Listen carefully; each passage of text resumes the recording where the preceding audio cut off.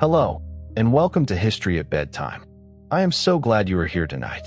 Wherever you are right now, lying in the quiet dark, the day finally releasing its hold on you. This is exactly the right place to be. Let your body find its rest. Let your thoughts slow. You do not need to hold on to anything tonight. You do not need to solve anything or plan anything or remember anything. There is only this, a voice in the darkness, and a story older than almost anything on Earth. Tonight, we are going inside the pyramids, not just to look at them from the outside, which is extraordinary enough, but to go deeper, into the stones themselves, into the chambers and corridors, into the minds and beliefs of the people who built them. We are going to ask the questions that have fascinated human beings for 4,500 years. How did they do it? Why did they do it? What did they believe about death and eternity and the soul that drove them to build, on this scale, with this precision, in this desert? What did the pyramid mean to the person who designed it, to the man who cut the first stone, to the pharaoh who would one day lie within it? Because the pyramids are not simply large objects. They are one of the most complete expressions of a civilization's deepest beliefs ever committed to stone. They are theology made physical. They are a conversation between the living and the dead, between the earth and the sky, between the human and the divine. Conducted in limestone and granite and ancient mathematics, conducted across a silence of 4,000 years, and still somehow continuing tonight. So settle in. Let your shoulders drop. Let your breathing slow into something easy and regular. And allow yourself to be carried gently back across an enormous distance of time to a desert plateau above the Nile, where something extraordinary was being imagined into existence. If these quiet journeys through history help you rest, you are always welcome to like and subscribe to History at Bedtime. It helps other curious minds find their way here too, one peaceful evening at a time. Now let us begin. To understand the pyramids, you first need to understand where they stand. The Giza Plateau sits on the western bank of the Nile, a few kilometers from what is now the modern city of Cairo. To the east, the river runs green and full of life. To the west, the desert begins almost immediately, a vast, pale, featureless expanse stretching toward the horizon and beyond, all the way to the Atlantic Ocean. The ancient Egyptians read profound meaning into this geography.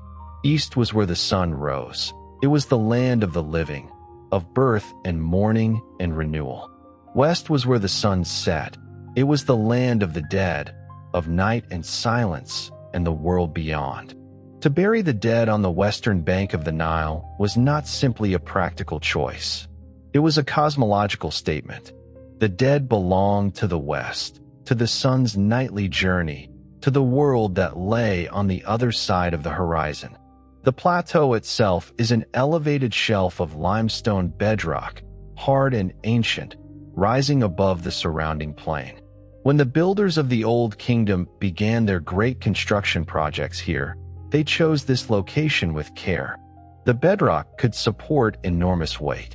The proximity to the Nile meant that stone quarried far to the south could be floated downstream on barges. The slightly elevated position meant the pyramids would be visible from great distances, visible from the river, visible from the city of Memphis to the south, visible as fixed points on the horizon that sailors and travelers and priests and farmers could use to orient themselves in the world. The pyramids were not hidden. They were meant to be seen, from every direction, in every weather, at every hour of the day, their shadows moving slowly across the desert floor like the hands of an enormous clock. The story of the pyramid does not begin at Giza. It begins earlier, tentatively, in the hands of an architect whose name has survived 4.5 millennia. His name was Imhotep, and he served the pharaoh Djoser of the 3rd dynasty, who ruled around 2650 BCE. Imhotep was a man of extraordinary range, architect, physician, priest, administrator, and scholar. He was so remarkable that in later centuries the Egyptians deified him, worshipping him as a god of medicine and wisdom. His portrait appears in temple paintings with the features of a sage, calm, focused, carrying the tools of his trade. Whether or not the deification was deserved in every detail, the building he created for Djoser at Saqqara was genuinely without precedent. Before Imhotep, royal tombs were structures called mastabas, flat-topped rectangular platforms of mud brick or stone, solid and simple, resembling a very large bench. They marked the burial site without drawing too much attention to themselves. What Imhotep did was to stack mastaba forms on top of each other, each successively smaller than the one below, creating a stepped structure that rose in 6 great stages to a height of approximately 60 meters. The Step Pyramid of Djoser was the first large stone building in the history of the world. Nothing like it had ever been built before. And around it, Imhotep laid out an enormous complex of courts, chapels, shrines, and a ceremonial palace, all enclosed within a long limestone wall with an elaborately decorated facade of recessed panels. The whole complex covered more than 15 hectares. To stand at Saqqara today and look at the Step Pyramid is to see something that still carries a charge of novelty after all the centuries that have passed. It does not look old in the way that ruins often look old, diminished, worn down, apologetic about their condition. It looks assertive. It looks like a decision. Someone looked at the flat desert floor and said, "Here, we will build something that goes upward, something that the eye cannot ignore, something that will be visible from the edge of the world." And then they built it. The Step Pyramid represented a cosmological idea as much as an architectural achievement. The stairs were understood as a staircase to heaven, a physical representation of the path the pharaoh's spirit would travel after death, ascending toward the sky, toward the stars, toward the gods. Some of the texts inscribed inside Old Kingdom pyramids speak directly of this ascent. The pharaoh rises. The pharaoh climbs. The pharaoh reaches the sky on a ladder of light. The stepped form was the ladder made in stone, permanent and unambiguous, a statement that the path to eternity was open and that the king would take it. In the 2 generations after Djoser, Egyptian builders pushed the stepped form further and then, in one of the most fascinating transitions in architectural history, transformed it into the true pyramid, the smooth-sided, sharply pointed form that we recognize today. This transition was not smooth. It involved at least one spectacular failure, and possibly 2, before the architects found their footing.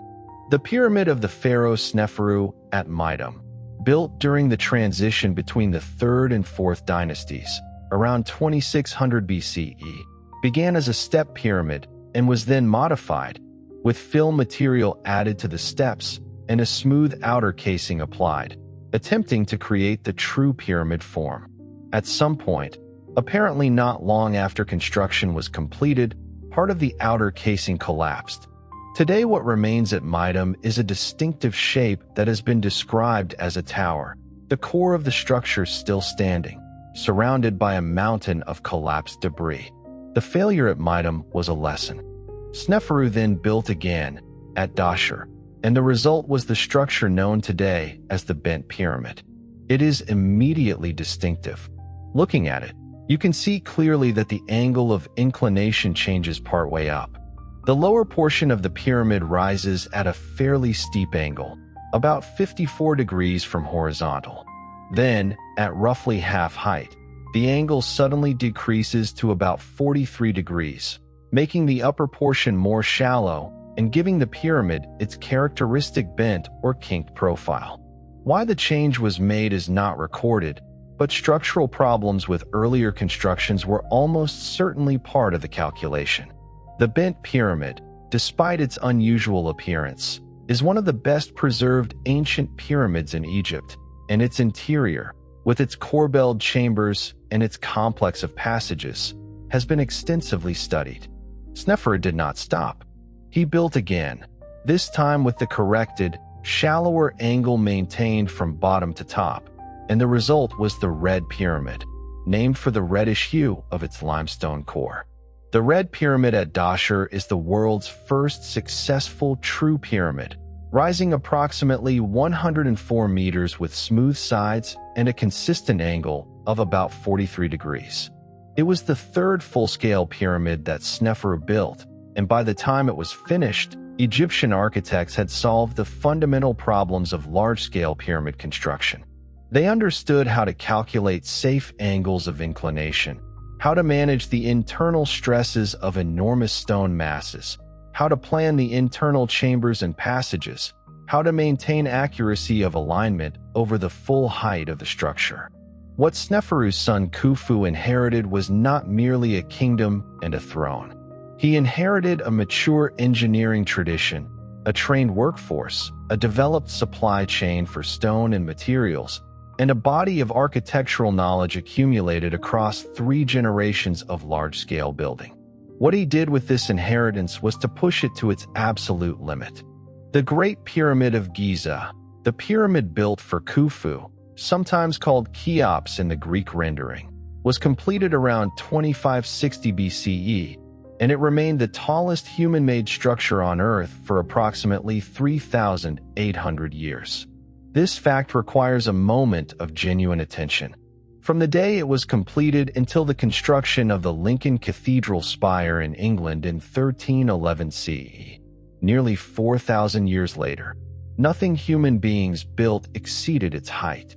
The Eiffel Tower would not be built for more than 4,000 years after the pyramid's completion. The skyscrapers of Manhattan would not appear for more than 4,400 years. For the overwhelming majority of recorded human history, the Great Pyramid was the tallest thing that human hands had ever made. It rises to approximately 138 meters today. It was originally about 146 meters when its limestone casing and capstone were intact. Its base covers an area of approximately 5 hectares, roughly the size of 10 city blocks. The structure contains an estimated 2.3 million stone blocks, with individual blocks ranging from a couple of tons to more than 80 tons for the largest granite blocks used in the internal chambers. The total weight of the pyramid has been estimated at approximately 6 million tons. The base is almost perfectly level. The discrepancy across its entire surface is less than 2 centimeters, an extraordinary achievement in precision leveling on such a scale.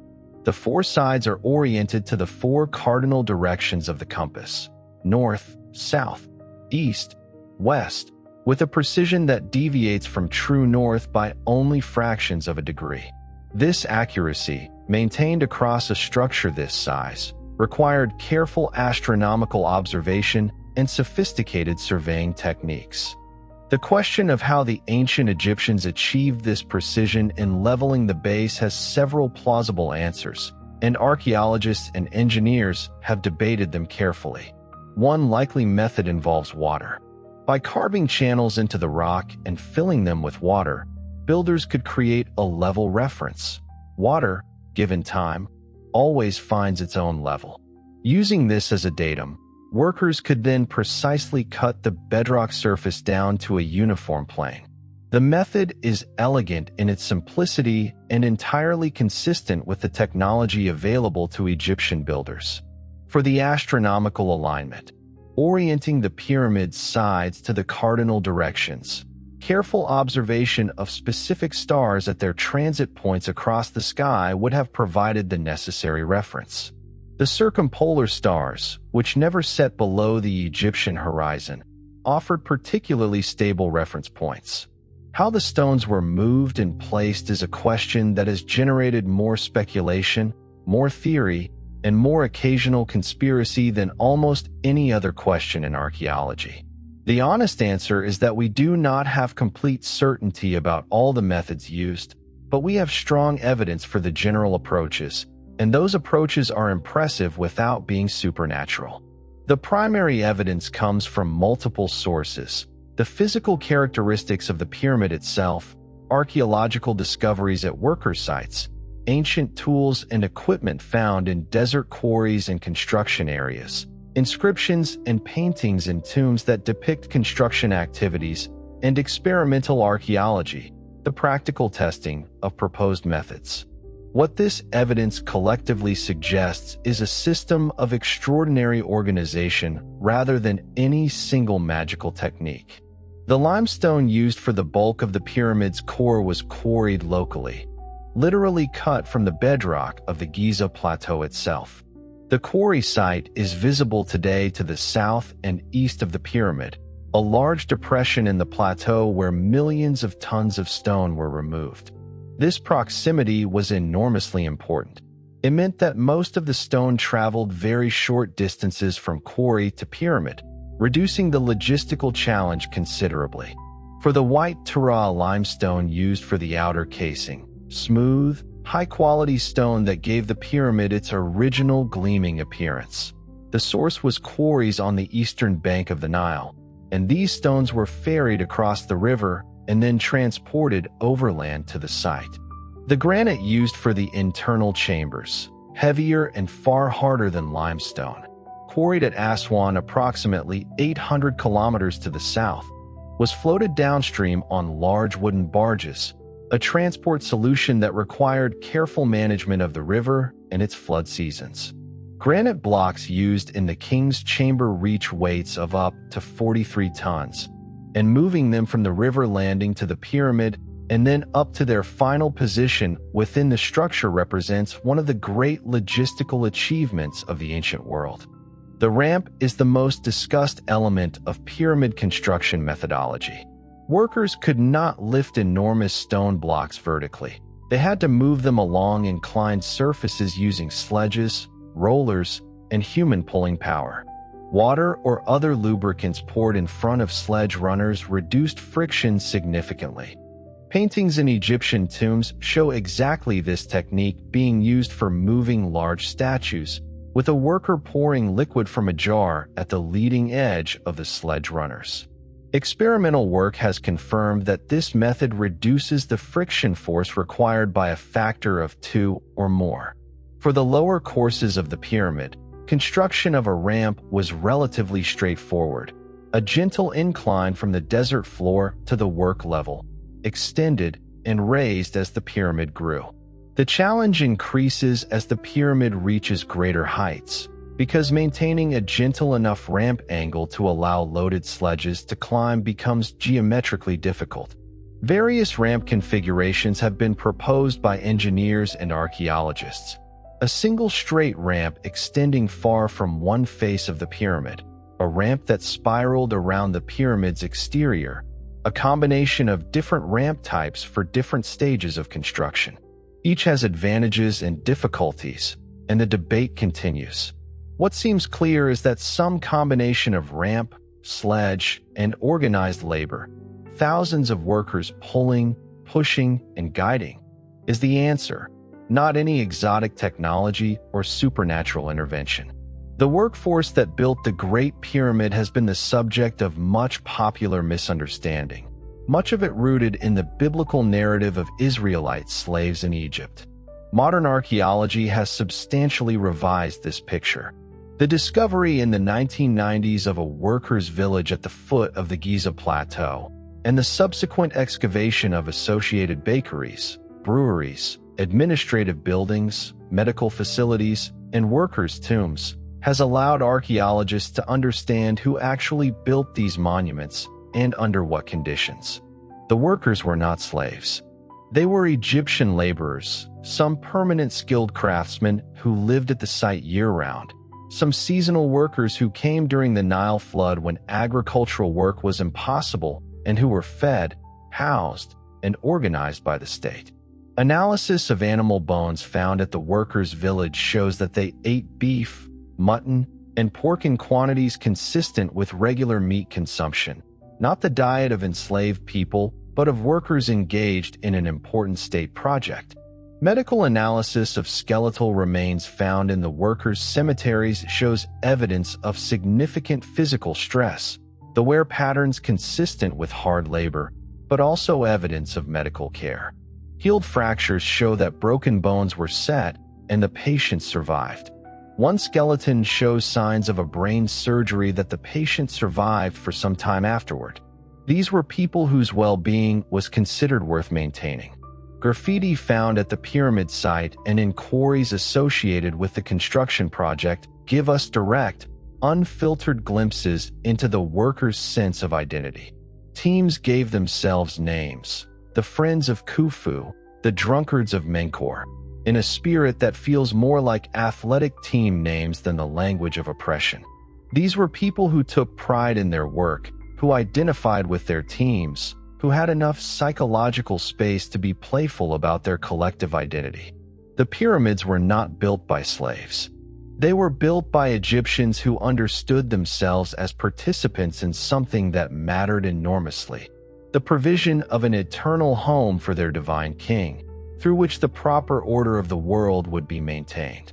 The internal layout of the Great Pyramid is itself a story of changing plans and extraordinary engineering. The structure is not a simple, solid mass of stone with a single chamber at its heart. It contains a complex of passages and chambers that appears to represent several stages of design revision, each one more ambitious than the last. The original plan, as best as archaeologists can reconstruct it, appears to have included a chamber cut into the bedrock beneath the pyramid, a subterranean chamber that was excavated but never finished. A second plan then placed a chamber higher, within the body of the pyramid itself, at what is called the Queen's Chamber, though it almost certainly was not intended for a queen, but rather as an alternative location for the king's burial. Then the plan changed again, and the Grand Gallery and the King's Chamber were added above. The Grand Gallery is one of the most impressive architectural spaces in the ancient world and is almost never adequately described in popular accounts of the pyramid. To enter it through the ascending passage and straighten up into its full height is a genuinely striking experience. The gallery is approximately 47 meters long and rises to a height of approximately 8.5 meters.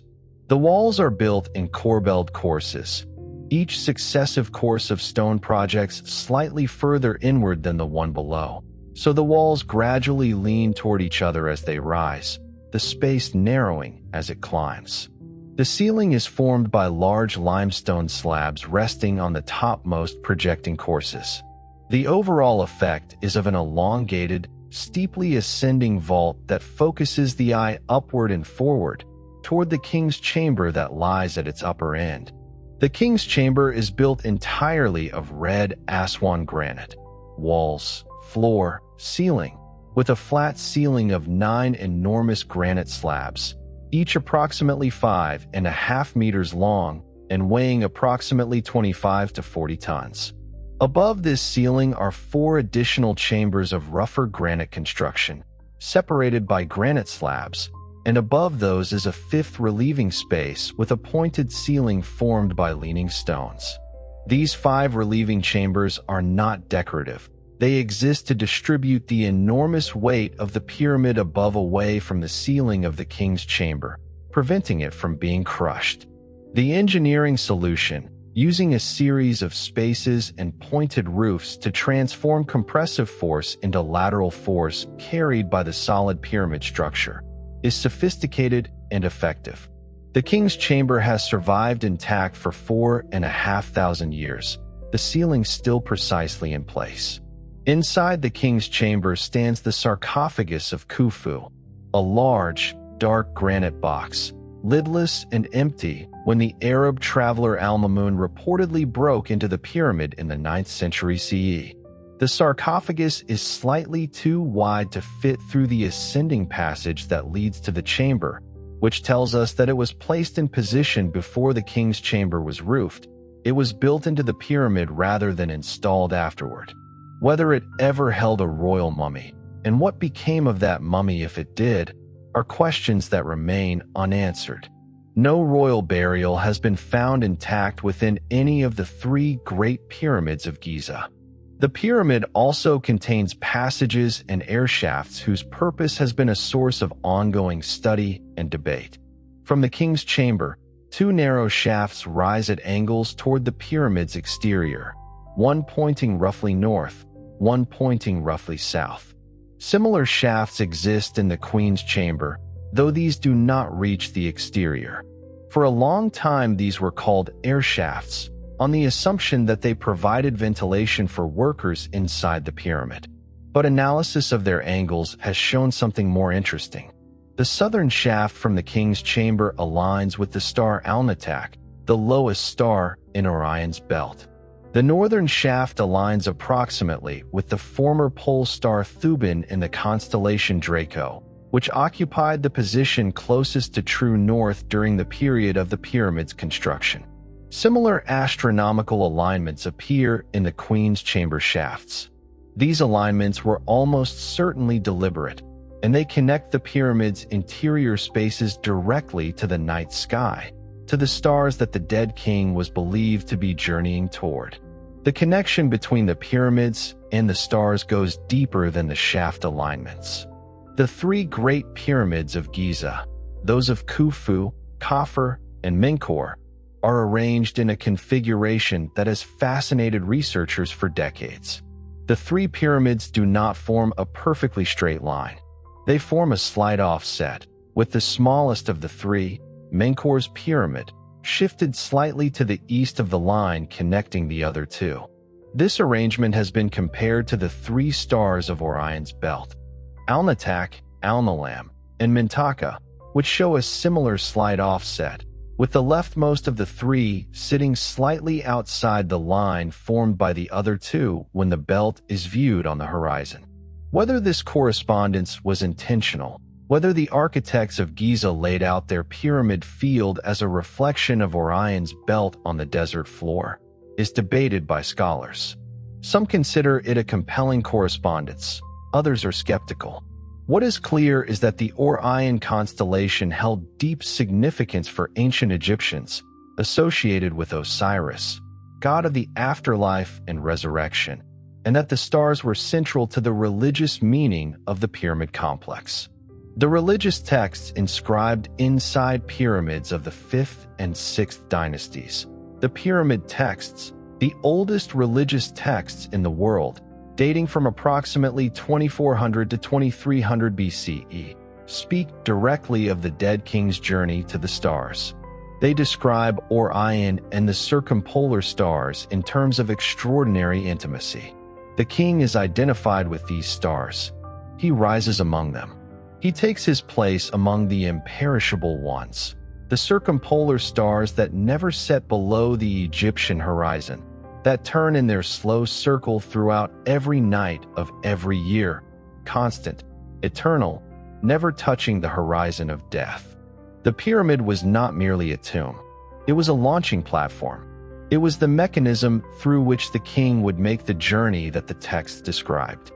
The pyramid texts are among the most remarkable documents from the ancient world. They survive in 5 pyramids from the 5th and 6th dynasties, beginning with the Pyramid of Unas at Saqqara and continuing through those of Teti, Pepi I, Merenra, and Pepi II. The walls of these pyramid chambers are covered with columns of hieroglyphic text in blue-green ink, spell after spell, prayer after prayer, instruction after instruction for the dead king's use in the afterlife. Reading them, or rather, reading translations of them, since they are written in a very archaic form of the Egyptian language, is a strange and moving experience. Some passages are practical. They tell the king what to say when challenged by divine gatekeepers, what passwords to use at certain thresholds, how to navigate the dangers of the underworld. Others are lyrical, almost ecstatic, celebrating the king's ascent in terms of great beauty. The king rises like the morning star. The king crosses the sky like the sun. The king takes his seat among the gods. These texts also tell us something important about the theology behind the pyramid. The dead king was identified, in the afterlife, with Osiris, the god of resurrection, who had died and been reborn, who presided over the judgment of the dead, whose domain was the fertile earth and the cycle of growth.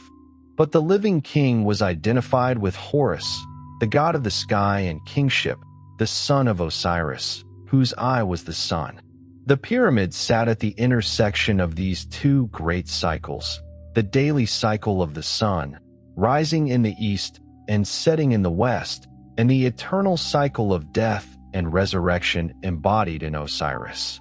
The pyramid was simultaneously a solar monument, its smooth sides catching and reflecting the light of the sun at sunrise and sunset, and a resurrection monument, a place where the dead king would be transformed and reborn. The precise shape of the true pyramid may itself carry solar meaning. The ancient Egyptian word for pyramid was mer, though the precise origin of the word is debated. A related concept, binbin, referred to a sacred conical stone kept at Heliopolis, the city of the sun, believed to be the primordial hill that emerged from the waters of chaos at the moment of creation, the first solid ground, the first place where the sun touched the earth. The binbin stone was likely the model for the pyramidal capstone, the pyramidion, that capped each pyramid. The shape of the pyramid, narrowing to a point at the top, has been interpreted as a representation of the rays of the sun descending to earth, solidified in stone. When the limestone casing of the pyramid was polished to a smooth finish, the structure would have gleamed in the desert sun with an intensity that travelers could see from enormous distances, a beacon of light in the desert, a stone ray of the sun pointing upward to the sky. The complex around the pyramid was as carefully designed as the pyramid itself, and it is a mistake to think of the pyramid in isolation. Each of the great Giza pyramids was the centerpiece of a complex of structures that together formed a complete mortuary installation. At the desert's edge, where the Nile cultivation ended and the desert began, stood the Valley Temple, a large stone building, reached by boat during the flood season, where the pharaoh's body was received and the initial preparation rituals were performed. A long causeway, elevated and enclosed, led from the Valley Temple up the slope of the plateau to the mortuary temple, which stood immediately against the pyramid's eastern face. It was in the mortuary temple that the ongoing rituals for the dead king's spirit would be performed, the daily offering of food, drink, incense, and prayer that the king's Ka would require for eternity. The Valley Temple of Khufu has survived in remarkable condition and gives us the best sense of what these structures looked like. Its massive walls of pink Aswan granite, its long halls with T-shaped pillars of polished granite, its floor of ancient white alabaster. These have weathered 4,500 years and still conveys something of the austere, deliberate power of old kingdom royal architecture. The building is designed around a geometry of right angles and precise proportions. The surface is polished to a smoothness that catches and holds light in a way that rough stone cannot. Standing in this space in the early morning, when the low sun enters through the narrow openings in the walls and throws long rectangles of light across the alabaster floor, one can imagine how it might have felt to participate in the rituals conducted here, the sense of a space calibrated to produce awe.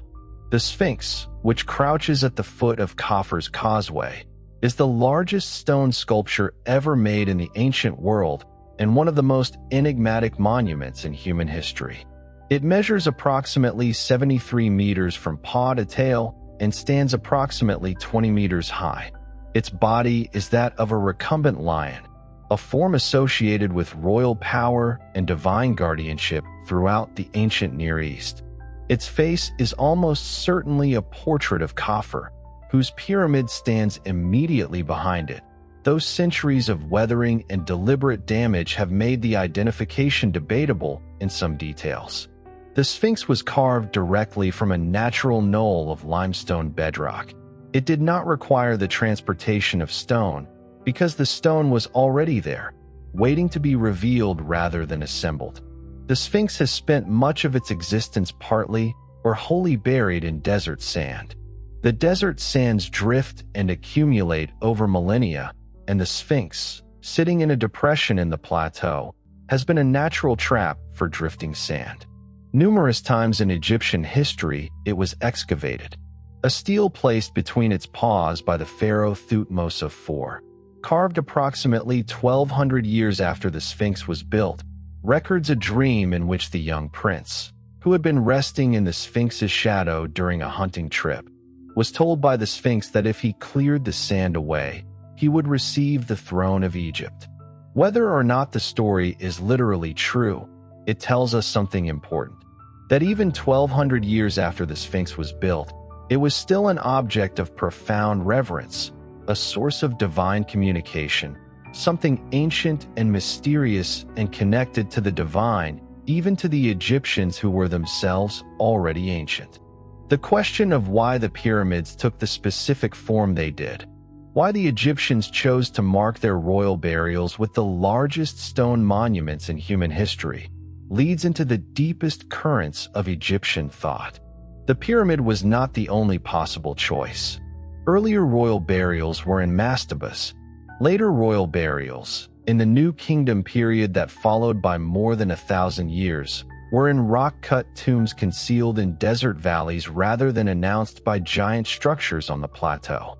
So the pyramid form, spectacular, visible, enormously expensive, was a choice specific to the Old Kingdom, approximately 500 years from the beginning of the Third Dynasty to the end of the Sixth. Understanding this choice requires understanding what the Old Kingdom pharaoh was. The pharaoh of the Old Kingdom was not merely a king in the ordinary sense. He was, in Egyptian theology, a god made flesh, the earthly incarnation of Horus, the falcon-headed son of Osiris, the divine force that maintained the proper order of the universe, what the Egyptians called Ma'at. This was not metaphor or poetic exaggeration. It was the operative religious truth of Egyptian civilization. The pharaoh's proper performance of ritual, his maintenance of temples and offerings, his just governance of the land, his successful management of the Nile flood and the harvest, all of these were not merely administrative duties. They were the mechanisms through which the universe was kept in order. Without the pharaoh performing his divine role, the sun might not rise, the Nile might not flood, the crops might fail, chaos might overwhelm the ordered world. With this theology in mind, the pyramid makes complete sense. The death of the pharaoh was an event of cosmic significance. It was not simply the passing of a ruler. It was the departure of the divine force that maintained the world's order.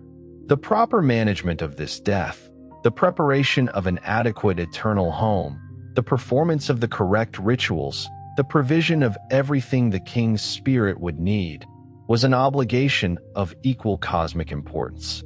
To neglect it would be to risk the breakdown of the ordered world.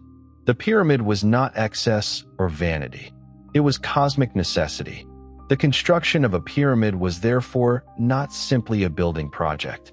It was the central act of a reign, the organizing principle around which everything else was arranged.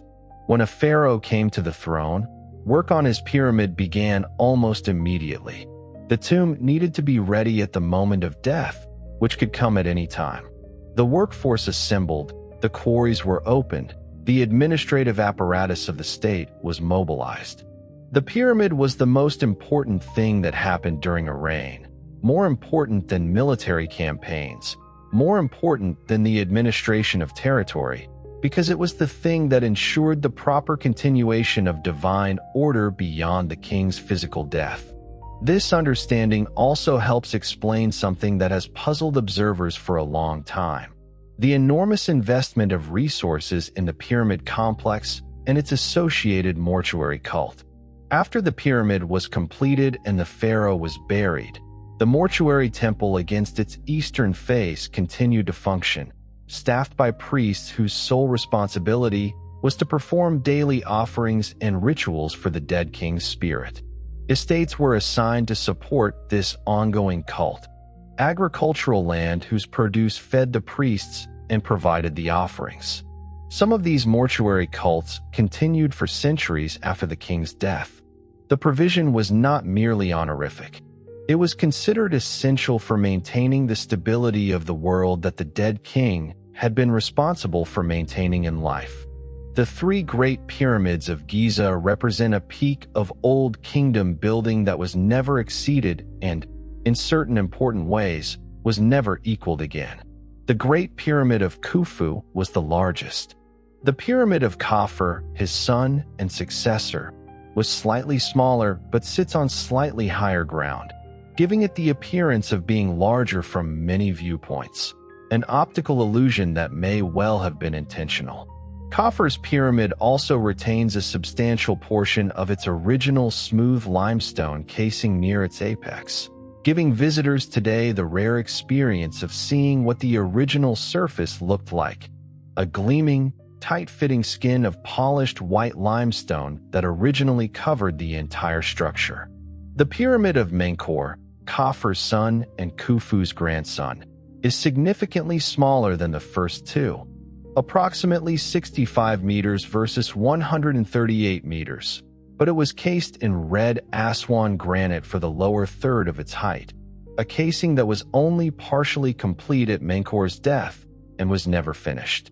The reduction in scale from Khufu to Khufu to Menkaure reflects the enormous strain that pyramid building placed on the Egyptian state's resources. The Great Pyramid of Khufu represented a mobilization of resources that may never have been fully repeated. Subsequent pharaohs built on a somewhat smaller scale, and in the 5th and 6th dynasties the pyramids shrank further still. They were often built of lower-quality stone fill within casing walls, relying on the casing to maintain the outward appearance rather than the structural integrity of the core. Many 5th and 6th dynasty pyramids have collapsed entirely, the poor-quality fill within them reduced to rubble mounds, while the causeways, valley temples, and mortuary temples, built of better stone, have survived in better condition. What has also survived from the 5th and 6th dynasty pyramids, as already mentioned, is the writing on their internal walls, the pyramid texts. These are the oldest religious literature in the world, and they open a window into the Egyptian understanding of death and the afterlife that is irreplaceable. But they also tell us something about the pyramid itself. They were written specifically to be enclosed within the pyramid, to be sealed away from the world in the darkness of the burial chamber, read not by human eyes, but by the spirit of the dead king. The texts were not public theology. They were private instruction, a handbook for the afterlife written in stone and buried with its intended reader.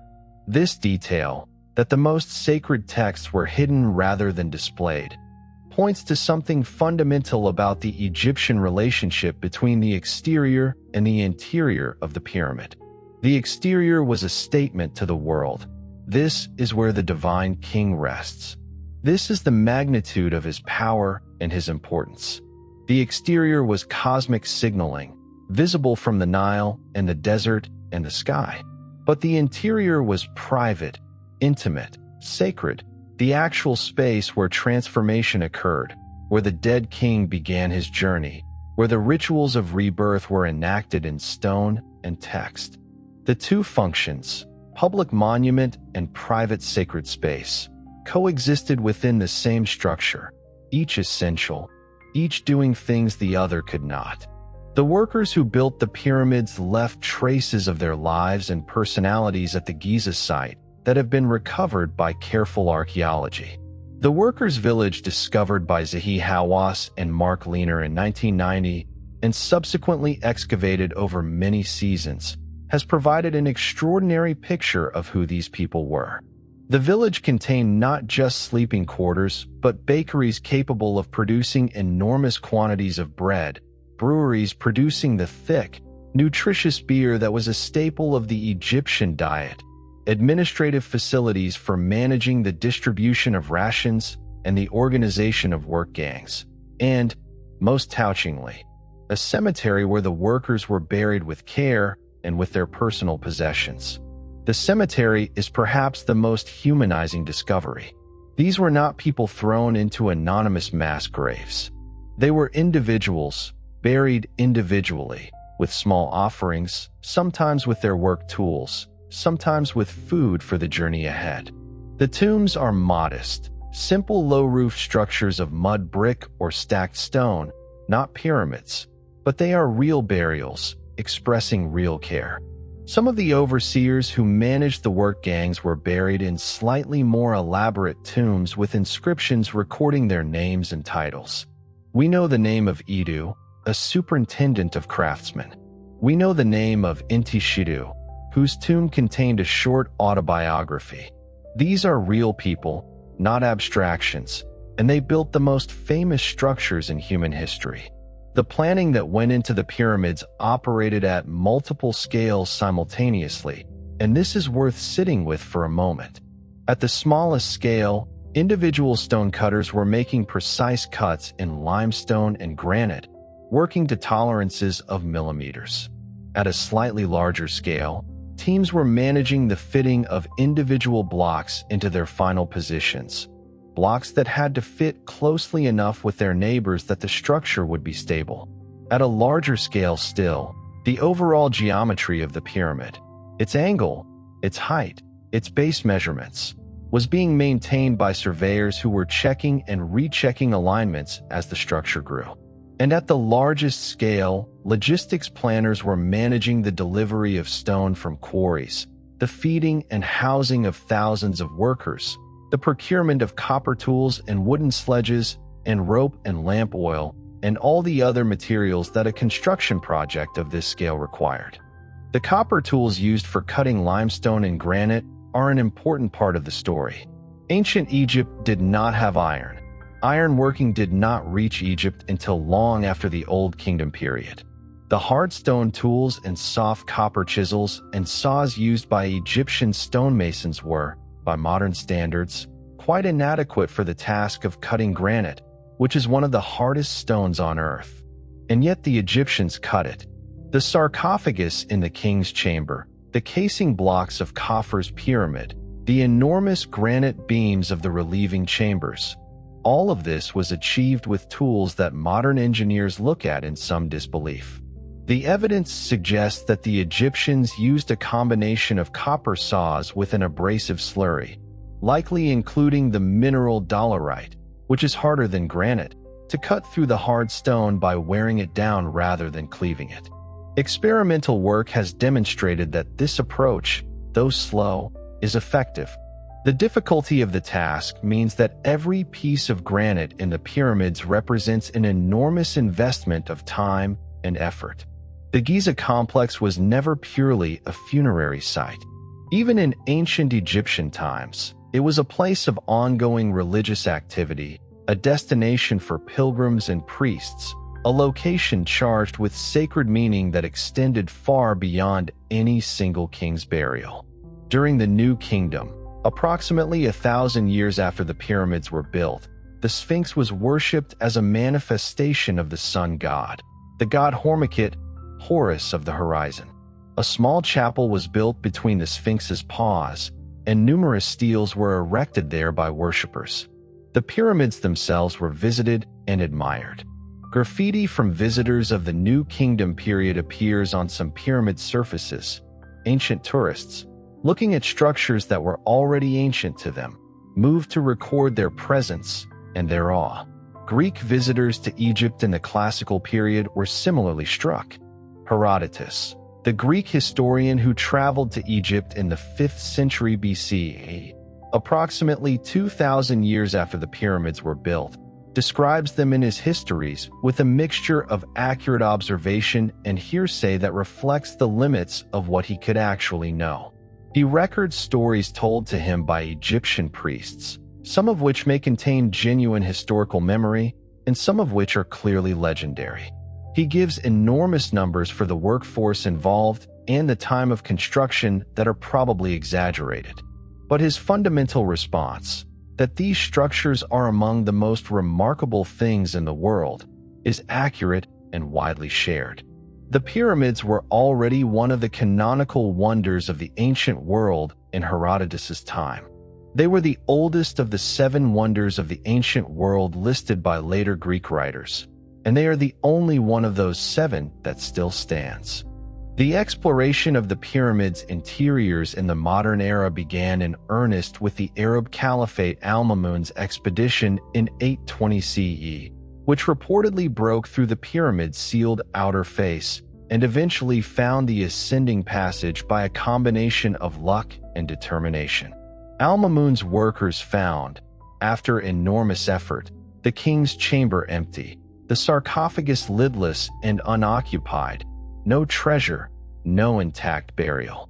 Whatever had been buried with Khufu was gone, removed either by ancient robbers who had found other means of entry or by officials acting under later royal authority.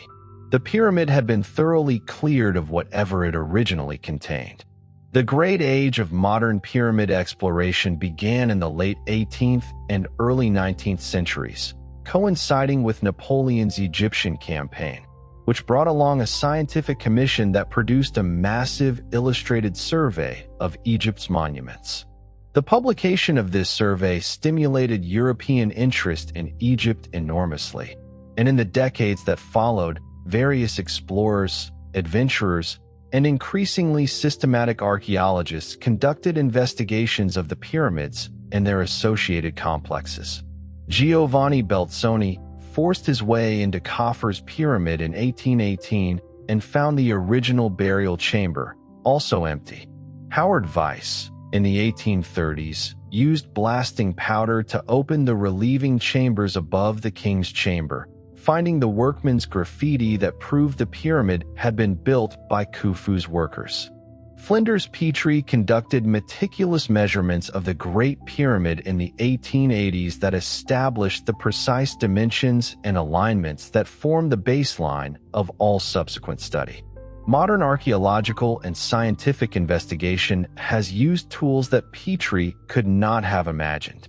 Ground-penetrating radar and muon tomography, using cosmic ray particles to image the interior of stone structures the way X-rays image the human body, have allowed scientists to probe the pyramid without physical entry. In 2017, a project called Scan Pyramids announced the discovery of what appears to be a large void inside the Great Pyramid above the Grand Gallery, a space approximately 30 meters long whose existence had not been previously known. The discovery was made using muon detectors placed around and within the pyramid, and it has been confirmed by multiple independent teams using different detection equipment. What this void is, whether it is a deliberate architectural feature, an undiscovered chamber, or a structural element that served a construction function, remains under investigation. The pyramid, after 4,500 years of study, still holds secrets. The preservation of the pyramids across this enormous span of time has involved both deliberate human action and the particular qualities of the Egyptian environment. The dry desert air is exceptionally friendly to stone, preventing the moisture-driven weathering that attacks stone in more humid climates. But the pyramids have not been static. The smooth limestone casing that once covered the Great Pyramid almost entirely disappeared. Most of it was quarried during the medieval period to build Cairo's mosques and palaces. The destruction of the casing is visible in the rough, stepped appearance of the pyramid's exterior today. The original smooth surface now exists only in imagination and in the small section of casing that remains near the base of Khufu's pyramid. The pyramids we see today are significantly different in appearance from what the ancient Egyptians saw. They looked at gleaming, smooth-sided monuments of brilliant white limestone, while we look at stepped cores of rougher stone, stripped of their original clothing. The pyramidions, the pointed capstones that crowned each pyramid and were often gilded or made of precious stone, are among the most sought-after lost objects in Egyptology. None of the capstones of the Great Giza pyramids has survived. A few pyramidions from smaller pyramids and from the tips of obelisks have been recovered and are displayed in museums, and they give a sense of what the originals might have looked like: smooth, precisely shaped, often inscribed with the name of the king and solar religious imagery. The pyramidion was where the pyramid touched the sky.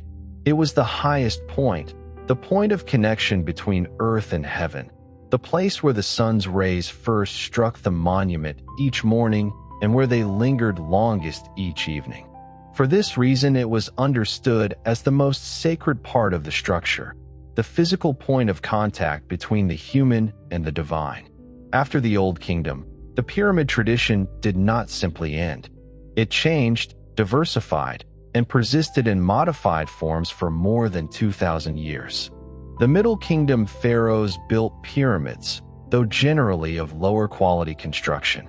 The New Kingdom pharaohs abandoned the surface pyramid entirely. Their tombs were cut into the cliffs of the Valley of the Kings across the river from Thebes, but they continued to build pyramid-shaped structures called pyramidions over the tombs of private individuals in the workers' village of Deir el-Medina. In Nubia, the land to the south of Egypt, along the Upper Nile, the pyramid tradition was adopted and maintained long after it had faded in Egypt itself. The Nubian kingdoms of Kush and Meroe built pyramids for their kings and queens across more than 1,000 years, producing structures that are narrower and steeper than Egyptian pyramids, clustered together in dense fields, rising from the desert floor in a landscape that feels very different from Giza, but carries the same fundamental impulse: to build something permanent, something pointed at the sky, something that would endure. The question of what the pyramid meant has never entirely stopped being asked, and it is worth sitting with that question in its fullest form as we come toward the end of our journey tonight. The pyramid was a tomb. Certainly, the pharaoh was buried within it, or beneath it, or somewhere in its vicinity. But calling it a tomb is like calling a cathedral a building with a roof. It is technically true and experientially inadequate. The pyramid was a cosmological model, a representation in stone of the sacred mountain, the primordial hill, the first solid ground that emerged from the waters of chaos at the moment of creation. It was a solar monument, its gleaming sides reflecting the light of the sun, its precise orientation connecting it to the cardinal points of the compass and to the movements of the sky. It was a resurrection machine, the mechanism through which the dead king was transformed from a mortal man into an immortal divine being, through which his spirit ascended to take its place among the stars. It was an administrative center, the focus of an ongoing mortuary cult that employed priests and drew on agricultural revenues for centuries. It was a political statement, a declaration of the divine pharaoh's power, made in the most durable possible medium, visible from every direction, impossible to ignore. All of these meanings coexisted within the same structure. The pyramid did not have one purpose. It had all of these purposes simultaneously, because for the Egyptians, these were not separate domains of meaning. Religion, politics, cosmology, architecture, mathematics. These were aspects of a single unified understanding of the world, not separate disciplines. The precision with which the pyramid was built was not independent of its religious meaning. The mathematical exactness of its alignment and its proportions was part of its cosmic significance. A pyramid that was crooked or imprecisely oriented would have been religiously inadequate, not just aesthetically unsatisfying. The rightness of the building, its mathematical rightness, was an expression of Ma'at, the divine order that the pyramid existed to uphold and embody. This is perhaps the deepest thing about the pyramids, and the thing that is hardest to fully grasp from the outside. They were built by people who did not separate the sacred from the physical, who did not experience mathematics as abstract and religion as emotional and engineering as practical, because for them all of these were different faces of the same reality. The calculation of the pyramid's angle was a religious act. The cutting of a stone block to precise dimensions was a religious act. The pouring of offerings in the mortuary temple was a religious act. And the creation of the pyramid itself, this enormous, precise, durable, sky-pointing, sun-catching, star-aligned structure, was the most complete religious act that human beings had ever performed in stone. We look at the pyramids today and we see engineering, because that is the category through which we most naturally understand large constructed objects. We see tourism, because that is the context in which most of us encounter them. We see mystery, because there are genuine questions about their construction that remain imperfectly answered. But the people who built them saw something else entirely. They saw the universe made solid. They saw the boundary between the human world and the divine world, marked in limestone and granite on the western edge of the living land, pointing toward the sky, pointing toward the stars, pointing toward the eternity that they believed lay on the other side of death. 4,500 years have passed since the last stone was set in place. The casing is gone. The pharaoh's burial goods are gone. The pyramid's capstone is gone. The priests who performed the daily offerings are gone. The administrative records of the construction project are gone. Almost everything that surrounded the pyramid in its active life has disappeared. And yet the pyramid itself stands, exactly where it was placed, aligned with the same North Star it was aligned with when it was built, casting the same shadows across the same desert floor, visible from the same distances. The thing itself endured. The stone outlasted everything that surrounded it, everything that gave it meaning in its own time, and is now outlasting the 21st century, standing patiently in the desert while the world it belongs to has long since passed away, and the world that looks at its struggles to fully comprehend what it was. That endurance is itself a kind of answer to the question of why it was built. It was built to last. It was built for eternity, and it achieved exactly that. The angle of the pyramid was not chosen arbitrarily, and understanding what it represents opens a window into how Egyptian mathematicians thought about their world. The Great Pyramid rises at an angle of approximately 51 degrees and 52 minutes from the horizontal, a specific angle that has fascinated mathematicians and engineers for centuries. The ratio of the pyramid's base perimeter to its height approximates 2 pi, the mathematical relationship between a circle's circumference and its radius. Whether this was deliberate or coincidental has been debated extensively. What the Egyptians definitely knew and recorded was the sect, their unit for measuring pyramid slope, defined as the horizontal distance in palms for every cubit of vertical rise. The sect of the Great Pyramid is 5.5 palms per cubit, and this specific sect appears in ancient mathematical papyri as a worked example. Egyptian builders thought in terms of sect, not degrees, and the mathematical papyri that survive show clearly that they could calculate the sect of a proposed pyramid and adjust it as needed.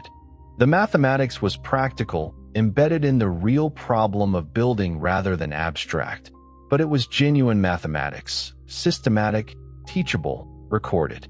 The Rhine mathematical papyrus, discovered in the 19th century and dated to approximately 1550 BCE, itself a copy of an older text, contains a series of worked mathematical problems, some of them explicitly about pyramid construction. Problem 56, for example, asks, if a pyramid is 300 cubits high, with a base of 500 cubits on a side, what is its sect? Problem 57 reverses the question. Given a sect of 5.25 palms and a base of 140 cubits, what is the height? These problems tell us that teaching pyramid mathematics was considered important enough to include in a mathematical training document, and that the relationship between angle, height, and base was something Egyptian mathematicians understood how to calculate systematically. The mathematical knowledge required to build the pyramids extended well beyond simple ratio calculations. The surveyors who laid out the pyramid's base had to work with large measurements, maintaining right angles over distances of more than 200 meters, and doing so with the rope stretching tools available to them. The ancient Egyptian surveyor's toolkit included knotted ropes with knots spaced at regular intervals that could be arranged to create right angles using the 3-4-5 relationship, what we now call a Pythagorean triple. A triangle with sides of 3, 4, and 5 units always has a right angle at the corner between the 3-unit and 4-unit sides. This was known and used by Egyptian surveyors long before Pythagoras was born. The tools used in pyramid construction tell their own story about the capabilities of Egyptian craftsmen. Copper chisels and saws were the primary cutting tools, backed by harder stone tools for rough shaping and abrasive slurries for precision finishing. The copper was an expensive material. Mines in the Sinai Peninsula and in the eastern desert provided Egypt with its copper supply, and the mining expeditions required to maintain this supply were significant state undertakings. The state maintained control over the copper supply not merely for economic reasons, but because copper tools were essential to the building program that was central to royal religious obligations. Tool maintenance. The resharpening and recasting of copper chisels that blunted rapidly when used on hard stone was a significant part of the logistics of pyramid construction, and evidence of tool repair workshops has been found at multiple quarry sites. The wooden sledges on which blocks were moved have left direct traces in the archaeological record. Parts of wooden sledges have been found at Egyptian quarry sites, preserved by the dry desert conditions. Their construction was simple, 2 thick wooden runners joined by cross pieces, with a platform on which the stone block sat. Ropes, looped through holes in the front of the sledge, allowed teams of workers to pull. The lubricant applied in front of the runners, most likely water or oil, has been confirmed by both experimental testing and by depictions in tomb paintings that show a worker pouring liquid from a vessel at the leading edge of a moving sledge. The efficiency gained from lubrication is significant. A modern experiment found that a wet limestone surface reduces the friction force needed by approximately half compared to a dry surface. The organization of the workforce was itself an achievement of logistics that is easy to underestimate. At the peak of construction, the workforce at Giza has been estimated by archaeologists, based on the food production capacity of the site's bakeries and breweries, at perhaps 20 to 30,000 workers. This is far fewer than the hundreds of thousands sometimes cited in ancient sources, but 20 to 30,000 people working, eating, sleeping, and being managed at a construction site requires extraordinary organizational sophistication. The workers were organized into named teams and fills, divisions, within each team, and these divisions were responsible for specific sections of work. The filing system is documented in administrative records, and the filing names carry something of the workers' sense of identity and pride. They were not interchangeable units of labor, but organized, named groups with particular responsibilities and an investment in their collective reputation. The feeding of the workforce was managed through a sophisticated logistical system. Bread was produced in large quantities in bakeries whose remains have been found near the workers' village. Large pottery molds for bread have been recovered in their thousands, giving archaeologists a direct measure of the scale of bread production. Beer was produced from fermented grain in similar quantities. Cattle, sheep, and fish supplemented the diet, and archaeological analysis of the animal bones found at the site has allowed researchers to estimate the quantities of meat consumed. The overall picture is of a state that invested significant resources in keeping its workforce adequately fed, not lavishly, but sufficiently to sustain hard physical labor over extended periods. Water supply was another logistical challenge. The Giza Plateau is not naturally well supplied with water. The Nile is at its base, but carrying water up the slope to the construction site and to the workers' village was an ongoing task. Evidence suggests that the ancient Egyptians dug wells on the plateau and maintained water supplies in large storage vessels. During the flood season, when the Nile rose close to the plateau's edge, water was more easily available. The management of water for thousands of workers in the desert heat of Egypt was not a trivial problem, and solving it was part of the administrative achievement that pyramid construction represents. The Nile flood itself played a crucial role in the pyramid construction logistics, and the timing of various activities was calibrated to the flood cycle. The flood season, Ake in Egyptian, typically ran from approximately July to October, when the Nile's waters rose over the surrounding land. During this period, agricultural work was impossible, and the labor of farmers was available to be redirected to the pyramid site. The flood also raised water levels around the Giza Plateau, making it much easier to bring heavy stone blocks by boat close to the construction site. Some researchers believe that a network of harbors and canals brought boats directly to the foot of the plateau during flood season, enormously simplifying the transportation of stone. Archaeological evidence for these water transport facilities has been identified at the site, and ongoing research is refining the picture of how they worked. The astronomical knowledge that went into positioning and orienting the pyramids draws on one of the oldest continuous traditions of sky observation in human history. Egyptian priests maintained records of star positions and planetary movements across decades and centuries, and this accumulated observational database gave them the ability to make predictions and to establish precise astronomical alignments with a confidence that required more than a single season of observation. The orientation of the pyramid's sides to true north, achieved with an accuracy of better than 1/10 of a degree, required careful, repeated observation of stellar transits over a period of time sufficient to identify the true pole point of the sky. In the 3rd millennium BCE, when the pyramid tradition was reaching its great form, the pole of the sky, the point around which the stars appear to rotate, was occupied by the star Thuban in the constellation Draco. Unlike our current North Star Polaris, Thuban was not a bright or particularly prominent star, but it was identifiable as the pivot point of the sky's rotation through careful observation over multiple nights. The north-pointing shaft from the king's chamber in the Great Pyramid aligns with the position of Thuban as it would have appeared in the sky at the time of the pyramid's construction, a deliberate, precise alignment that connected the interior of the burial chamber to the sky above. The Orion constellation's significance for the Egyptians went far beyond the possible alignment of the 3 Giza pyramids with its belt stars. Orion was identified with Osiris, the god of the afterlife, of resurrection, of the death and rebirth that was central to the agricultural cycle and to the royal theology of the pyramid.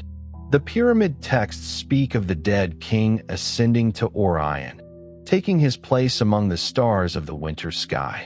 The heliacal rising of Orion, its first appearance above the eastern horizon before dawn after a period of invisibility, occurred in ancient Egyptian times shortly before the beginning of the Nile flood, linking the constellation's appearance to the most important event in the Egyptian agricultural calendar. Orion rose, and then the Nile rose, and the cycle of renewal began. The dead king ascending to join Orion was joining the cosmic machinery of renewal itself. Sirius, the brightest star in the night sky, held an equally important place in Egyptian astronomical theology. The Egyptians called it Sopdet, and its heliacal rising, its first appearance above the horizon before sunrise, after approximately 70 days of invisibility, occurred at approximately the same time as the onset of the Nile flood and was used as a calendar marker of the greatest importance. 70 days was also, not coincidentally, the period of time over which the mummification process was conducted. The disappearance and reappearance of Sirius, its 70 days of invisibility followed by its brilliant return, mirrored the transformation of the dead king's body during mummification and his eventual rebirth in the afterlife. The alignment of the Queen's chamber shafts in the Great Pyramid with the position of Sirius at the time of construction has been proposed and debated by scholars. Whether or not this specific alignment was intended, Sirius's importance in the astronomical theology of the Pyramid period is certain. The limestone of the Giza Plateau deserves its own careful attention. because the quality of the stone was central to the pyramid builders' choices and achievements. The bedrock of Giza is a formation of nummulitic limestone, a sedimentary rock formed approximately 50 million years ago from the accumulated shells of microscopic marine organisms called foraminifera. This limestone varies significantly in quality. Some layers are hard, dense, and suitable for fine cutting. Others are softer and more crumbly, useful for fill material but not for finished surfaces. The builders of the Great Pyramid demonstrated a sophisticated understanding of these variations, using different qualities of stone in different parts of the structure. The core, which needed to be solid and stable but did not need to be beautiful, was built from the local Giza limestone, including its poorer quality sections. The outer casing, which needed to be hard, smooth, and capable of being polished to a fine finish, was brought from the Tura quarries across the river, where a higher quality limestone was available. The Tura limestone casing that originally covered the Great Pyramid would have given it a brilliant white appearance that modern visitors cannot easily imagine. The stones were cut and fitted with extreme precision, with joints between adjacent blocks measuring only a fraction of a millimeter in some places. The casing blocks were not simply placed against each other. Their contact surfaces were cut and polished to create an almost molecular level contact, so tight that a sheet of paper cannot be inserted between them. This precision was not merely aesthetic. Tightly fitting casing stones distributed stress more evenly and were less susceptible to water infiltration and frost damage than loosely fitted ones. But the aesthetic dimension was also real. The completed pyramid, its surface a continuous expanse of polished white limestone without visible joints, would have appeared not as an assembly of blocks, but as a single continuous solid form, a mountain of white stone rising from the desert floor. The religious significance of this smooth, seamless exterior connects to the Egyptian concept of completeness and perfection. A pyramid that showed its joints, that was visibly made of separate blocks, was a pyramid that revealed its own construction, its own human making. A pyramid whose exterior was a continuous, unbroken surface was a pyramid that transcended its own construction, that appeared to have grown rather than been built, that was more fully the cosmic monument it was intended to be. The labor of fitting the casing stones to this degree of precision was an act of theological completion as much as an engineering achievement.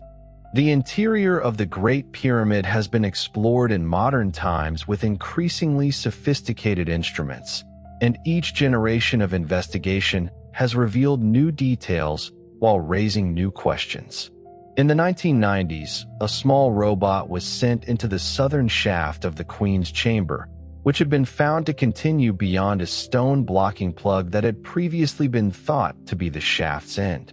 The robot revealed that the shaft continued approximately 64 meters and was terminated by a small stone door with copper fittings. In 2002, a second robot with a small camera drilled through this door and revealed a small chamber behind it, with another stone door or blocking slab visible beyond. Further exploration has been constrained by the difficulty of operating equipment in the narrow shafts, but ongoing projects aim to investigate these spaces further. What these unexplored sections of the pyramid might contain is genuinely unknown. The possibility that they represent additional chambers, additional inscribed surfaces, or additional architectural features that have not been seen by human eyes since the pyramid was sealed, or perhaps never seen by human eyes at all, if they were built as structural elements rather than functional spaces, keeps the pyramid in the category of genuinely unfinished investigation. The largest known void, the 30-meter space above the Grand Gallery announced in 2017 by the Scan Pyramids project, has not yet been physically accessed or visually confirmed. It remains a detection in cosmic ray data, a space that exists in measurements but has not been seen. The Great Pyramid of Giza, the most studied structure in human history, still has rooms we have not entered. The tools available to researchers today include not only ground-penetrating radar and muon tomography, but also photogrammetry, the creation of precise three-dimensional models from photographs, X-ray fluorescence analysis of stone and pigment, DNA analysis of biological material found in the pyramid and associated burials, stable isotope analysis of human and animal bones that can reveal diet, geographic origin, and seasonal movement patterns, and a range of other techniques that allow archaeologists to extract information from physical evidence without damaging it. The combination of these non-invasive tools with carefully targeted physical investigation is producing new understanding of the pyramids at a rate that would have astonished researchers of even 50 years ago. The subterranean chamber beneath the Great Pyramid, cut into the bedrock 60 meters below the base of the pyramid and approximately 30 meters below the current desert surface, remains the least explored part of the structure. It was reached by early Arab explorers through a descending passage that runs from the pyramid's northern face down at a steep angle through the pyramid's body and then through the bedrock beneath it. The chamber is roughly rectangular, with a roughly hewn ceiling and walls that are unfinished by the standards of the rest of the pyramid's interior. A deep pit in the floor, approximately 3 meters square, was excavated but not completed. The overall impression is of a space that was being prepared and then abandoned in favor of the higher chambers. Why the subterranean chamber was never finished remains a matter of inference rather than certain knowledge. The most straightforward explanation is that the original plan was revised early in the construction process, perhaps because the king's architects decided to raise the burial chamber higher in the pyramid body for theological reasons, perhaps because structural calculations suggested that the subterranean chamber's position would be problematic, perhaps simply because the scale of the ambition grew as the project developed. Whatever the reason, the unfinished chamber stands as evidence that the pyramid's interior was not conceived as a fixed plan from the beginning, but evolved as the structure rose. The question of what happened to Khufu's mummy, whether there was ever a mummy in the king's chamber, and where it went if there was, is one of the great unsolved mysteries of Egyptology. No royal mummy has been found intact within any of the Giza pyramids. The sarcophagus in the king's chamber was empty when Al-Mamun's men reached it in 820 CE, and there is no reliable account of what it might have contained before that point. Various scenarios have been proposed. The burial was robbed in antiquity, perhaps during or after the first intermediate period when central authority collapsed and royal tombs became vulnerable. The burial was removed and relocated by later priests to protect it, as happened with many New Kingdom royal mummies that were collected and stored together in the Deir el-Bahari cache. Or the pyramid was never actually used as a burial place, the king having been interred elsewhere. None of these scenarios has been confirmed by physical evidence. The inventory stele, a stele found at Giza that appeared to indicate the Sphinx was already present when Khufu began his work, predating the pharaoh, proved on examination to be a much later composition from the 26th dynasty, written approximately 2,000 years after Khufu's reign in a deliberate archaizing style. It cannot be used as evidence about the Sphinx's actual date. The antiquity of the Sphinx relative to Khufu remains the scholarly consensus, with the most likely date being approximately 2500 BCE, during Khufu's reign, making it about 50 years younger than the Great Pyramid. But the Sphinx's history is genuinely complex. It was almost certainly recarved and modified at various points, and ancient features were repeatedly buried, cleared, and restored, making its early history difficult to establish with confidence. The pyramid complex at Giza was not built in isolation from the rest of the Egyptian state. The organizational demands of pyramid construction reshaped the Egyptian bureaucracy and, in doing so, reshaped Egyptian society. The need to coordinate thousands of workers, to manage the procurement of stone and materials from distant sources, to maintain supply chains of food and equipment, to record work done and resources consumed. All of this required the development of an administrative apparatus of considerable sophistication. The Old Kingdom papyri found at Wadi al-Jarf on the Red Sea coast, the oldest papyri in the world, including the Journal of the Official Mirror, give us a direct glimpse of this apparatus in action. Mirror's journal records the movement of limestone blocks from Tura to Giza with the precision of a shipping manifest: dates, quantities, personnel, destinations. This was not casual record-keeping. It was the systematic documentation of a state logistics operation, and the fact that it was being done at all reflects the administrative maturity of the Old Kingdom state. The social transformation driven by pyramid building is visible in the development of the provincial administration, the system of nomarchs, or provincial governors, whose power and independence grew during the Old Kingdom partly because the pyramid-focused state at Memphis needed their cooperation in recruiting labor, collecting food supplies, and maintaining the roads and waterways that connected the capital to the rest of Egypt. As the demands of pyramid construction grew, so did the power of the provincial administration, and this gradual devolution of authority contributed to the political fragmentation that ultimately ended the Old Kingdom and led to the First Intermediate Period, the period of reduced central authority that followed the collapse of the Sixth Dynasty.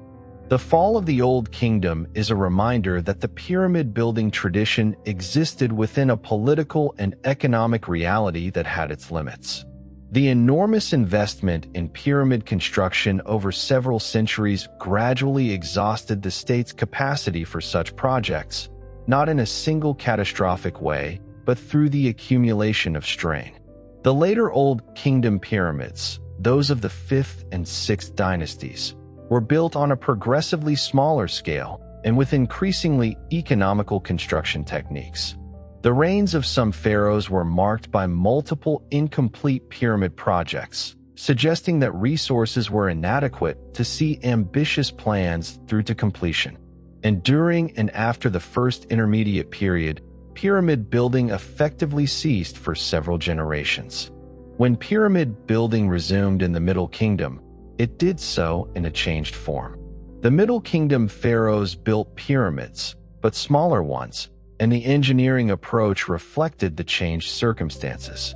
Rather than solid stone cores, many Middle Kingdom pyramids used a construction technique of internal stone frameworks filled with rubble, a method that allowed faster construction with less material, but that proved, over the millennia, much less durable. Most Middle Kingdom pyramids have collapsed into rubble mounds, the internal frameworks surviving while the fill has settled or been removed, leaving structures that bear little resemblance to the gleaming monuments they once were. The Pyramid of Amenemhat III at Hira, built in the 12th dynasty around 1850 BCE, was accompanied by a vast mortuary complex so elaborate and multifaceted that Greek visitors called it the labyrinth, describing it as a marvel equal to or surpassing any other structure in Egypt.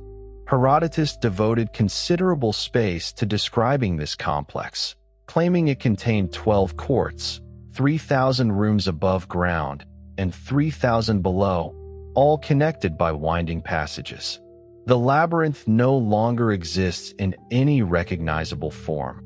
It was quarried for stone in antiquity, and what remains is a low mound revealing only traces of its former extent.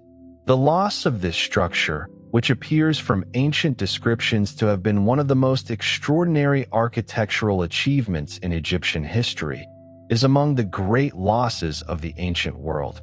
The tradition of pyramid building that survived longest was not in Egypt at all, but in Nubia, to the south.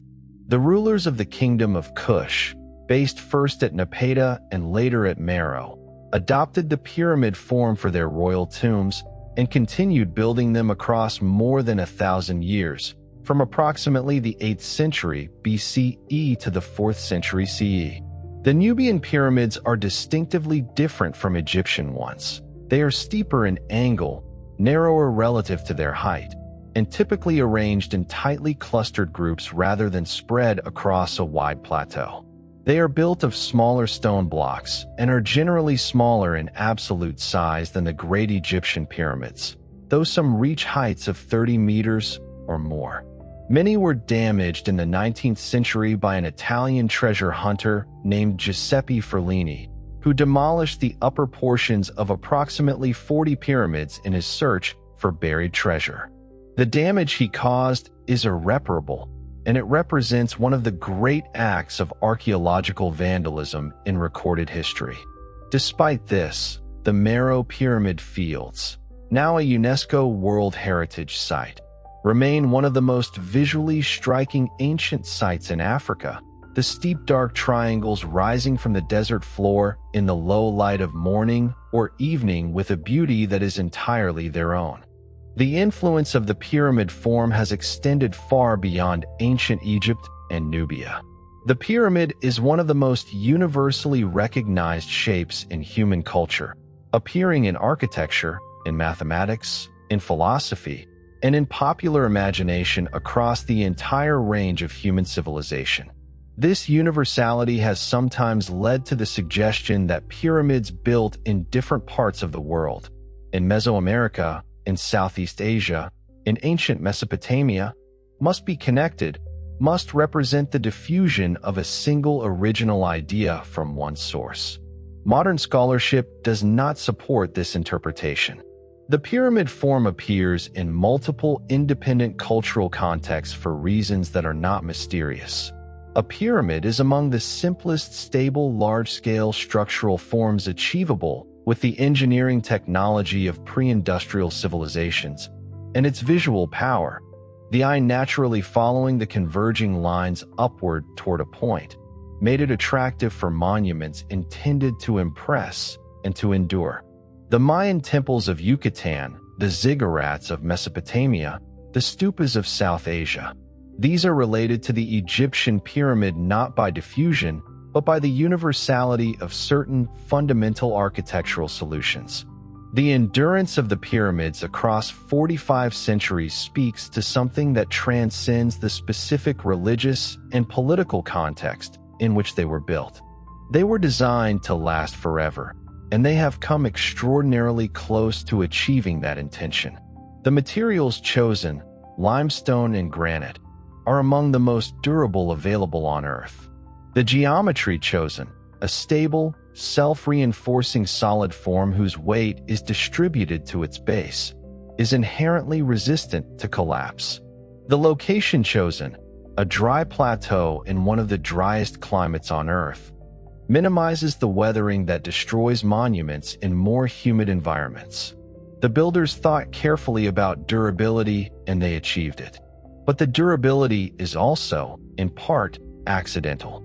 The pyramids survive because their sheer size and their stone construction made them costly to demolish and largely impractical to repurpose. Unlike the more accessible limestone casing, which was quarried away because it could be easily cut into building blocks. The pyramid cores were too large and too integral to their surroundings to be easily removed. They endured not only because they were well built, but because they were too big to destroy. When you stand at the base of the Great Pyramid, or when you imagine it, lying here in the dark, the scale registers not as a number, but as a physical presence. The thing is simply very large. Looking up at it from ground level, the eye cannot hold the full structure in a single view, but must travel upward, tier by tier, the rough limestone courses receding toward a point that seems surprisingly far above. The base stretches out of the comfortable field of vision in all directions. You are standing inside the building in a sense. The pyramid's base extends around you in every direction, and to see its full extent you would need to back away considerably. This is the reality that photographs and documentary footage never quite capture. The pyramid is not a picture of itself. It is a physical presence that occupies real space and requires real movement to comprehend. The workers who built this structure 4,500 years ago experienced it as a physical fact in the same way. They moved around it, worked on specific sections, carried specific loads, performed specific tasks, and the full scale of what they were building was probably never simultaneously visible to any of them from the ground any more than it is simultaneously visible to us. Each worker knew his piece of it. The overseers knew their sections. The chief architects knew the whole design on papyrus and in their minds. But the completed structure, in its full, overwhelming reality, was something that emerged gradually over decades, visible to a generation that had not been present at the beginning and would not see the end. This quality of the pyramid, that it exceeds the experiential grasp of any individual who encounters it, may be part of its religious significance. The pyramid is too large to be fully comprehended. It exceeds human scale. It requires the eye to travel upward in a gesture that is physically similar to looking toward the sky, toward the divine, toward what lies beyond the ordinary. Standing at its base and looking upward is, whether one intends it or not, an act of directed attention towards something larger than oneself. The Egyptians understood this and built it in. The pyramid stands tonight in the Egyptian desert, as it has stood every night for 4,500 years. The stars that the pyramid builders watched are the same stars above you now. The same circumpolar stars, turning their slow circle, the same Orion rising and setting, the same Sirius returning each year from its 70 days of invisibility. The Nile runs to the east of the plateau, as it always has. The desert extends to the west, quiet and pale and vast. The pyramid casts no shadow in the darkness, but in the moonlight its stepped mass is visible against the sky, lighter than the sky, permanent, patient, utterly still. The person who designed it is gone. The pharaoh for whom it was built is gone. The priests who tended its mortuary cult are gone. The workers who built it, whose bones rest in their modest graves at the plateau's foot, are gone. The religious system that gave it meaning, the theology that made it necessary, the language in which its texts were written, all of these are gone in the way that living things are gone, present only in what they left behind. But what they left behind is this: the largest, most precisely built, most astronomically aligned, most mathematically sophisticated stone structure in human history, still standing in the desert where they placed it, still pointing at the sky they watched, still keeping the silence they intended it to keep. That endurance is not nothing. It is, in fact, extraordinary. And on a quiet night, listening to it in the dark, it is possible to feel something of what the ancient Egyptians felt when they looked at it. Not mere admiration for engineering, but something closer to awe. The awe of standing in the presence of something that was made by human hands and that exceeds the human scale. The awe of 4,500 years compressed into a single moment of encounter. The awe of the still, patient, enormous permanence of stone. The Giza necropolis was never simply the 3 Great Pyramids. Around each royal pyramid clustered a constellation of smaller satellite pyramids, Queen's pyramids, and mastaba tombs belonging to the royal family and to the high officials of the court.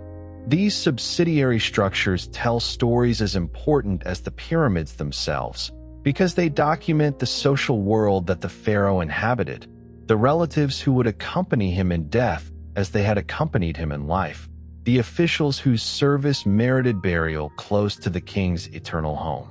The Queen's pyramids associated with the Great Pyramid are 3 in number, aligned to the east of Khufu's pyramid. They are small in comparison to the main pyramid.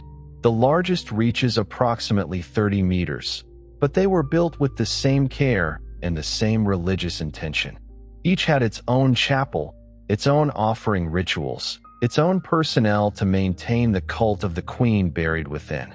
The queens buried in these structures were not simply royal wives in the modern sense, but divine consorts, participants in the sacred institution of kingship whose proper burial and ongoing cult were necessary for the cosmic order that the royal family maintained. East and west of the main pyramid road, arranged in regular rows. The mastaba tombs of the Old Kingdom nobility record the names and achievements of the men and women who made the pyramid possible.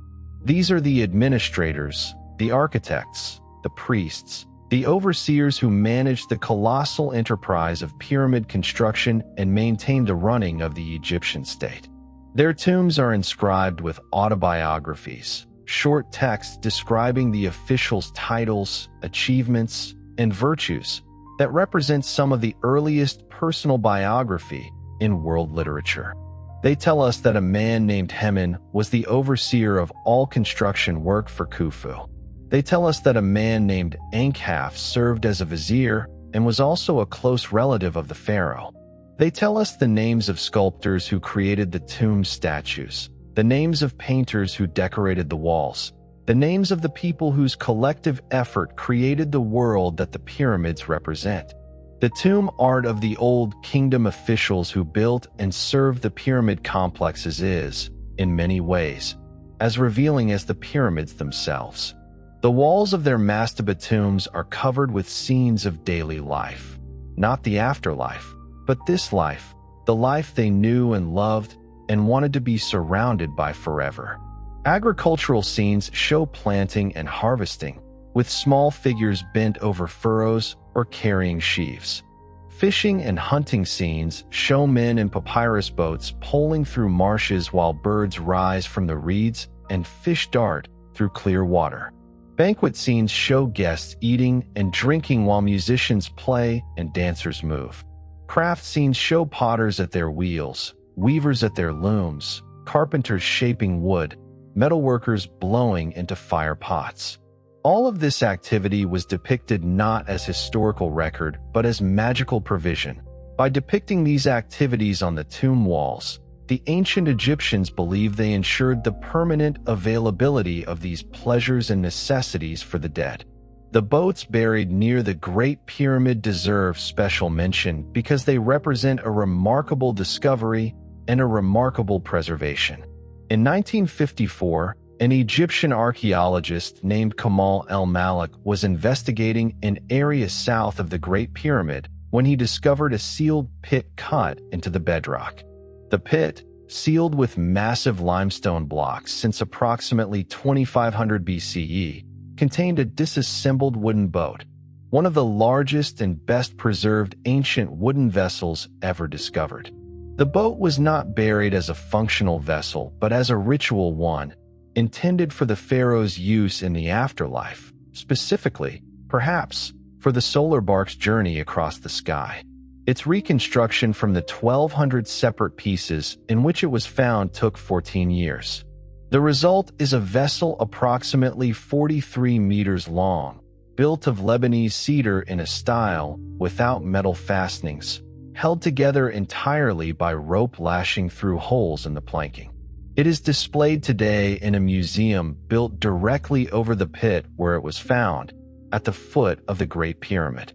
A second boat pit was found nearby, and when it was investigated using fiber optic cameras in the 1980s, it was found to contain another partially preserved vessel.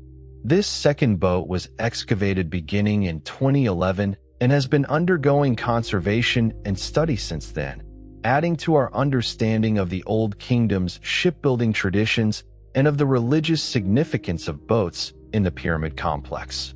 The connection between the pyramid and the solar boat reflects another aspect of the complex theology embedded in the monument.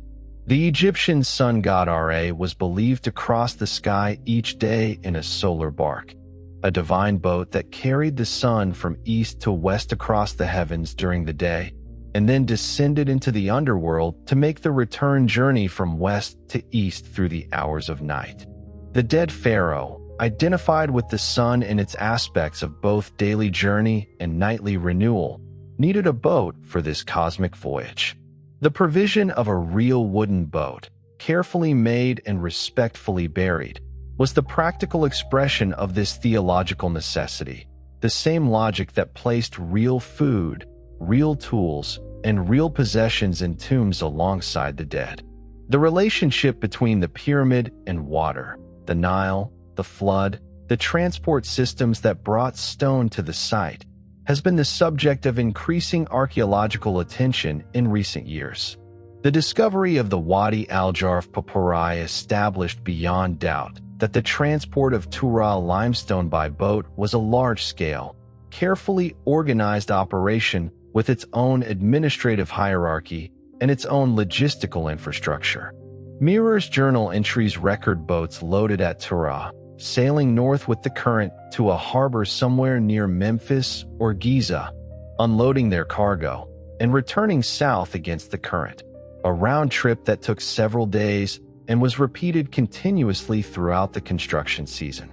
The harbor facilities associated with the Giza construction project have been identified archaeologically, though incompletely. Evidence of harbor basins, ramps for unloading stone from boats, and storage areas has been found at the foot of the Giza Plateau, and ongoing work is refining our understanding of their extent and operation. The flood season, when the Nile rose and water came much closer to the plateau than during the dry season, was the optimal time for this waterborne transport, and the organization of the construction calendar around the flood cycle was fundamental to the entire enterprise. The smell of the pyramid construction site, if we could somehow be transported there, would have been distinctive and pungent. The sweat of thousands of workers, the dung of cattle and donkeys, the resinous smell of burning wooden torches used to illuminate interior work, the acrid tang of copper being worked at the smithy, the sharp smell of fresh limestone dust, and underneath all of it the smell of the desert itself. Hot stone, dry wind, the distant hint of the Nile. These sensory details, which no text preserves and no artifact captures, are among the many aspects of the ancient world that exist now only in imagination. But they were real to the people who built the pyramids, as real as the blocks they moved and the ramps they climbed and the stars they watched at night before sleeping. The sound of the construction site would have been equally vivid. The rhythmic thudding of stone dressing tools, the creak and groan of wooden sledges under load, the calls of foremen directing workers, the low singing or chanting that labor gangs in many cultures use to coordinate effort and maintain rhythm, the scrape of copper saws against hard stone, the splash of water being poured before moving sledges. These sounds filled the Giza Plateau for decades, for a generation and more. And then, when construction was complete and the mortuary cult took over, they were replaced by the quieter sounds of priests and offering bearers, chant and incense, and the measured footfall of ritual. The silence that descends on the Giza Plateau at night today is not the same silence that the builders knew, because Cairo's glow and noise are never entirely absent. But in the moments between gusts of wind, listening carefully, it is possible to hear something of the ancient quietness, the desert's own particular silence, which is not absence of sound, but a very specific quality of it, the silence of a landscape that has nothing to say and everything to remember. The pyramids have been interpreted, misinterpreted, mystified, and celebrated by every culture that has encountered them for 4,000 years. Greek visitors saw them as the work of tyranny. Medieval Arab scholars saw them as treasure houses of occult knowledge. 19th century European explorers saw them as evidence of a lost high civilization. 20th century conspiracy theorists have seen them as products of alien intervention. 21st century archaeologists see them as the achievement of a sophisticated Bronze Age state with excellent organizational capacity and genuine mathematical and engineering knowledge. Of these interpretations, the last is both the most accurate and, perhaps, the most astonishing, because the Bronze Age state that built the pyramids had no iron tools, no wheeled vehicles for most of the construction period, no pulleys, no cranes, and no written mathematics more sophisticated than what survives in a few papyrus documents. What it had was time, organization, skilled human labor, observational knowledge of the sky and the stone and the river, and a theological motivation so powerful and so thoroughly embedded in the culture that it mobilized the entire society's productive capacity for generations. The pyramids are a human achievement. They are not mysterious in the sense of being unexplainable. They are mysterious in the deeper sense of being almost incomprehensibly great.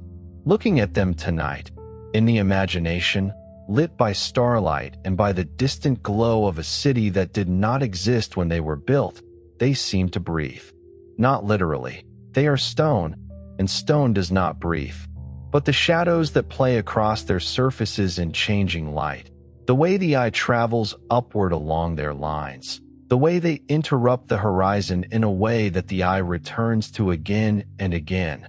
These qualities give them something that feels like life, or at least like the memory of life, the trace of the people who built them and the gods they believed in and the eternity they reached toward with their hands and their tools and their faith. 4,500 years.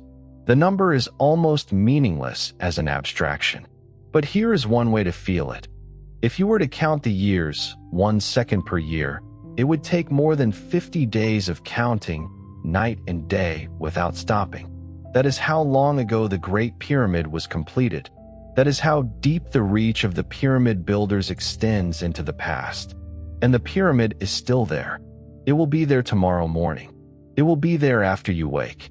It will be there, in all probability, for thousands of years to come, outlasting the city growing around it, outlasting the languages in which we are now discussing it, outlasting almost everything we can imagine. That is what eternity looks like when you build it in stone. The pyramid texts themselves reward much deeper attention than their brief mention earlier in our journey suggested. They are, on first encounter, strange documents, dense with imagery, with archaic language, with references to gods and ritual practices that require extensive scholarly apparatus to interpret. But beneath the strangeness, there is a consistent vision of what death means and what the afterlife looks like. And that vision is one of the most elaborated and internally coherent pictures of the world beyond death that any ancient culture produced. The dead king, in the pyramid texts, is addressed directly by name, by his royal name, the most sacred of the 5 names that the Egyptian king bore. He is told what to do, step by step, how to rise from the tomb, how to ascend the sky, how to take his place among the gods. The language alternates between imperative, arise, ascend, take your seat, and celebratory, the king rises, the king shines, the king crosses the sky.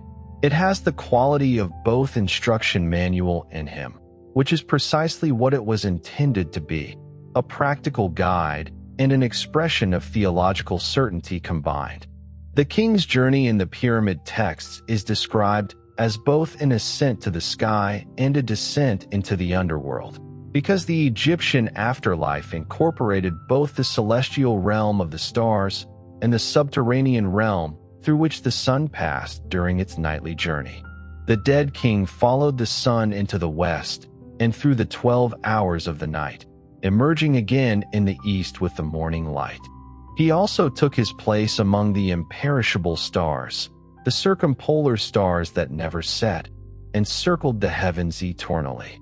These 2 destinations were not contradictory, but complementary, different aspects of a continuous journey that had no real ending, only transformation and return. The Ennead, the group of 9 principal gods of the Heliopolitan theological system, plays a central role in the pyramid texts. This group, headed by Adam the creator god, included Shu and Tefnut, Geb and Nut, Osiris and Isis, Set and Nephthys, the paired divine couples who structured the cosmos and whose relationships, conflicts, and reconciliations provided the mythological framework for understanding death and resurrection. The story of Osiris, killed by his brother Set, his body gathered and restored by Isis, who conceived Horus with the revived Osiris, was the central myth of royal theology, because the dead pharaoh became Osiris just as the living pharaoh had been Horus. The pyramid was Osiris's burial place. The eastern face of the pyramid, oriented toward the rising sun, was Horus's face, the face turned toward the new day, toward the resurrection that each sunrise represented. The sound of the pyramid texts in their original Egyptian, chanted by priests in the burial chamber, would have filled the stone-lined space with resonances that ancient acoustic engineers may have deliberately considered. Some researchers have noted that the chambers in certain Egyptian temples and tombs have acoustic properties, particular resonant frequencies, enhanced reverberation, that may have been intentional, designed to make ritual chanting more powerful and more otherworldly in character. Whether the chambers of the pyramids were designed with acoustic considerations in mind is not established, but the possibility is worth noting. Stone-lined chambers of the dimensions found in the Great Pyramid would produce particular resonant qualities that would color any sound produced within them, and the priests who chanted the pyramid texts within these spaces would have experienced their words reverberating in ways very different from open-air speech.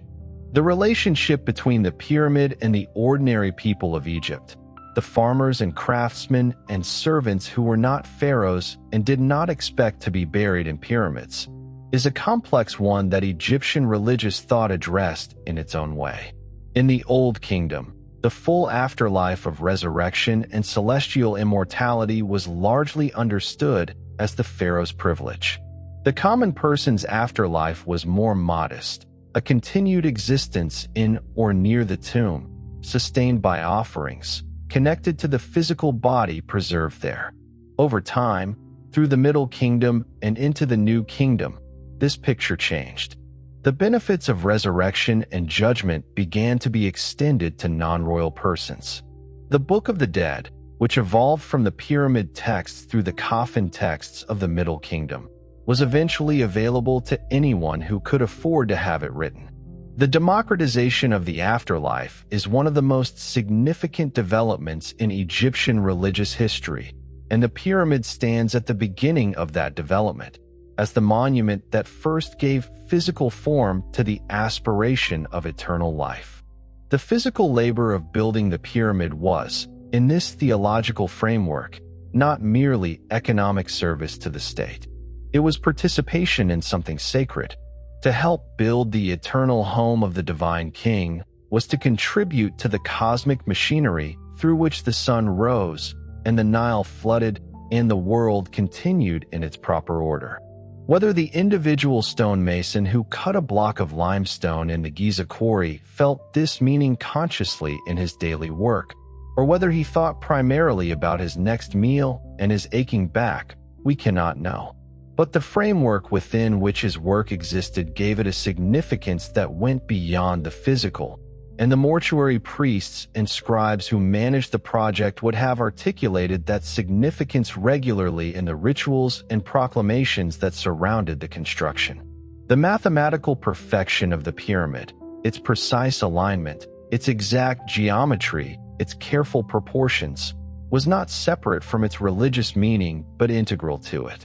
In Egyptian thought, perfection was not merely aesthetic but moral and cosmic. A perfectly formed object was a ma'at object, an object in right relationship with the divine order. A pyramid that was precisely aligned to the cardinal directions was a pyramid that participated correctly in the structure of the cosmos. A pyramid whose proportions were mathematically exact was a pyramid that expressed the precision of divine creation. The effort that went into achieving this perfection, the careful measurement, the patient astronomical observation, the meticulous fitting of stones, was itself a devotional act, an offering to the divine order that the pyramid was built to honor. This is perhaps the most important thing to carry away from tonight's journey through the pyramids. They are not mysterious because we cannot understand how they were built. They are mysterious because what they were built to express, the Egyptian understanding of death, eternity, divine kingship, cosmic order, and the relationship between the human and the divine. is so different from our own categories of understanding that it requires genuine imaginative effort to approach. When we make that effort, when we try to inhabit the worldview in which these structures made complete sense, what we find is not primitive superstition or irrational excess, but a sophisticated, coherent, internally consistent vision of the universe and humanity's place within it. A vision that sustained one of the longest-lasting civilizations in human history and produced, among its many achievements, the largest stone structures the world has ever known. The pyramid builders believed that what they were building would last forever. In the geological scale of things, 4,500 years is a very short time, and there is no guarantee that the pyramids will outlast us by more than a modest margin in the cosmic reckoning of things. But in the human scale, in the only scale that matters to the human beings who built them and the human beings who now look at them, 4,500 years of standing is as close to forever as anything built by human hands has ever come. They stand tonight in the desert. The Nile runs to their east in the dark. The desert extends to their west in silence. The stars turn above them in their ancient circles.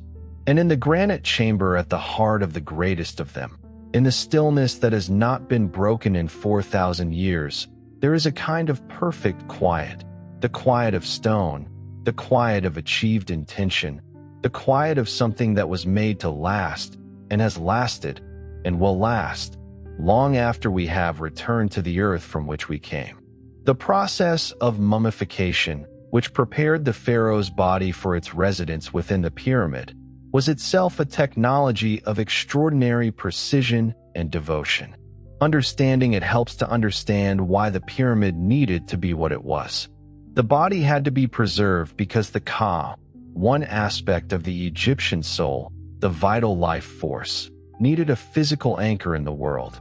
Without the body, the Ka had nowhere to return to. Without the Ka, the offerings placed in the mortuary temple had no recipient. The entire chain of religious obligation, the pyramid, the mortuary temple, the priests, the offering estates, only functioned if the body was properly preserved. The 70-day mummification period was not arbitrary.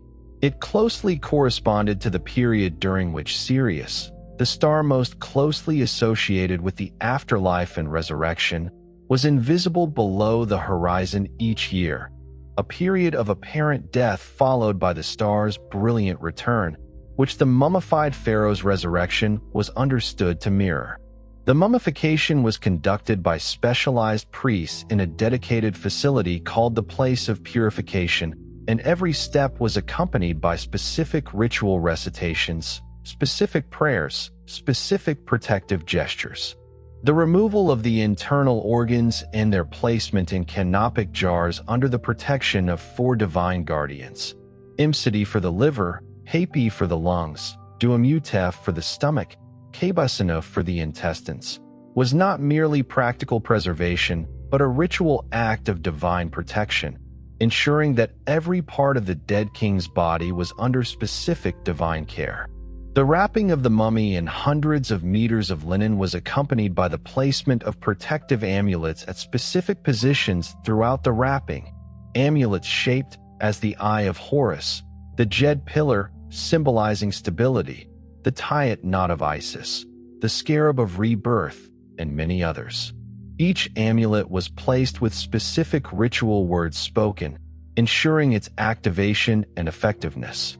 The completed mummy was thus not simply a preserved body, but an object of layered magical protection, each layer of linen and each amulet adding to the cumulative spiritual armor that would protect the dead king on his journey through the underworld. The opening of the mouth ceremony, performed on the mummy and on the statues placed in the tomb, was the final great ritual before the tomb was sealed.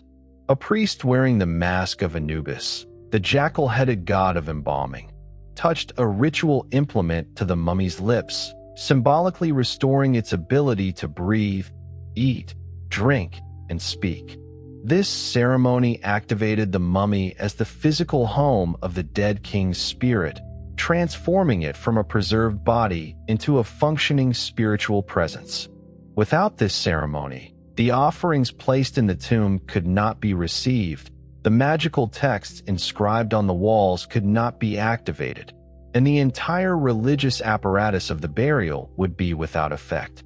With it, the tomb became a living space, not in the biological sense, but in the theological sense that Egyptian religion defined living.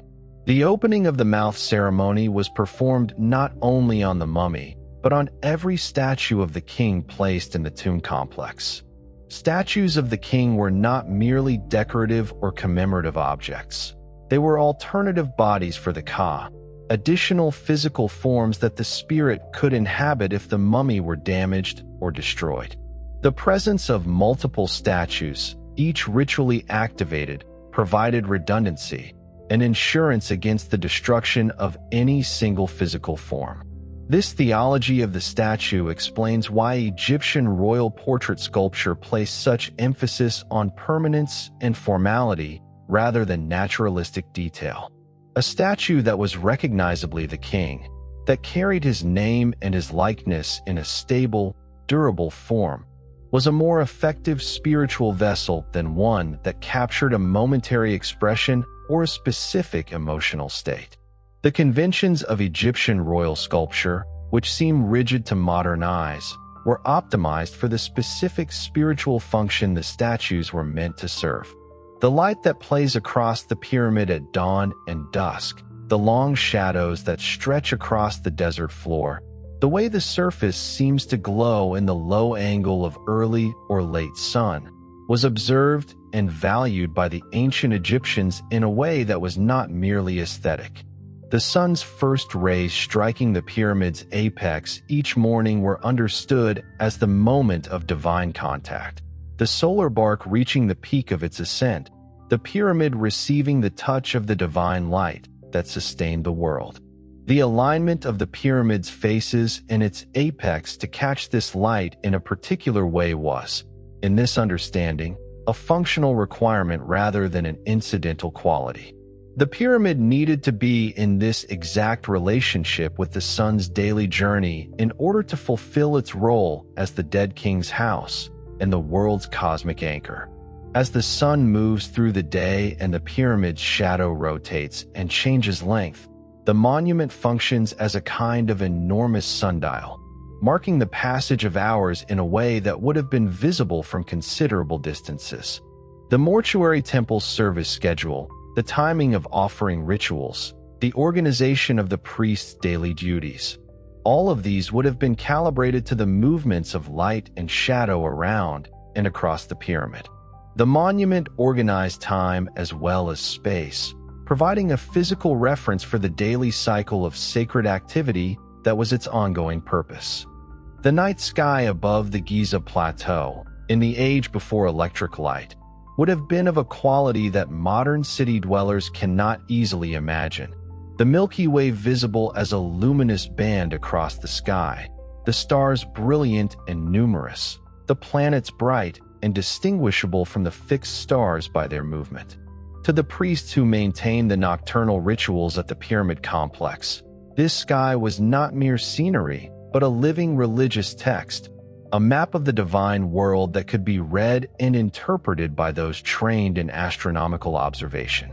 The rising and setting of significant stars, the positions of the planets, the monthly cycle of the moon, the annual return of specific constellations, all of these were observed, recorded, and understood as communications from the divine realm, relevant to the proper conduct of ritual and to the ongoing welfare of the divine king. The Great Pyramid has been measured more precisely than almost any other structure on Earth, and the measurements continue to refine our understanding of what the builders achieved. The base sides, measured with modern survey equipment, are approximately 230.33 meters north, 230.43 meters south, 230.39 meters east, and 230.36 meters west. The maximum difference between the longest and shortest sides is approximately 110 millimeters across a base length of more than 230 meters, a variation of less than 1 part in 2,000. The corner angles deviate from perfect right angles by an average of about 12 arcseconds. The orientation to true north deviates by approximately 3 arc minutes, less than 1/20th of a degree. These are achievements of precision that required not only good tools and skilled workers, but a systematic, iterative process of measurement and correction applied consistently throughout construction. The measurement tools available to Egyptian surveyors, knotted ropes, plumb bobs, set squares made of wood, the merkit, a sighting instrument used for astronomical observation, and the bay, a palm frond rib used as a straight edge for astronomical alignment, were simple by modern standards but effective when used with care and skill. The precision achieved at Giza demonstrates that these tools, in skilled hands applied consistently over the years of construction, were capable of maintaining accuracy that modern engineers find impressive. The limitations were not in the tools or the knowledge, but in the patience and organizational consistency required to apply them correctly at every step of a project lasting decades. The stones of the pyramid are not identical. Each course, each horizontal layer of stone, is a slightly different height from the courses above and below it.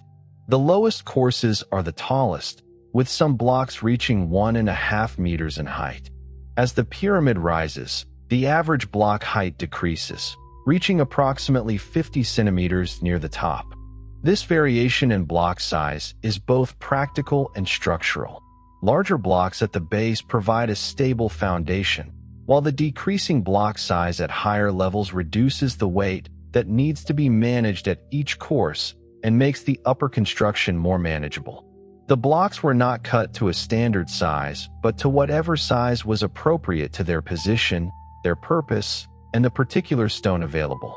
Counting the pyramid's stones, 2.3 million is the standard estimate, derived from the pyramid's volume and average block density, is itself an exercise in scale.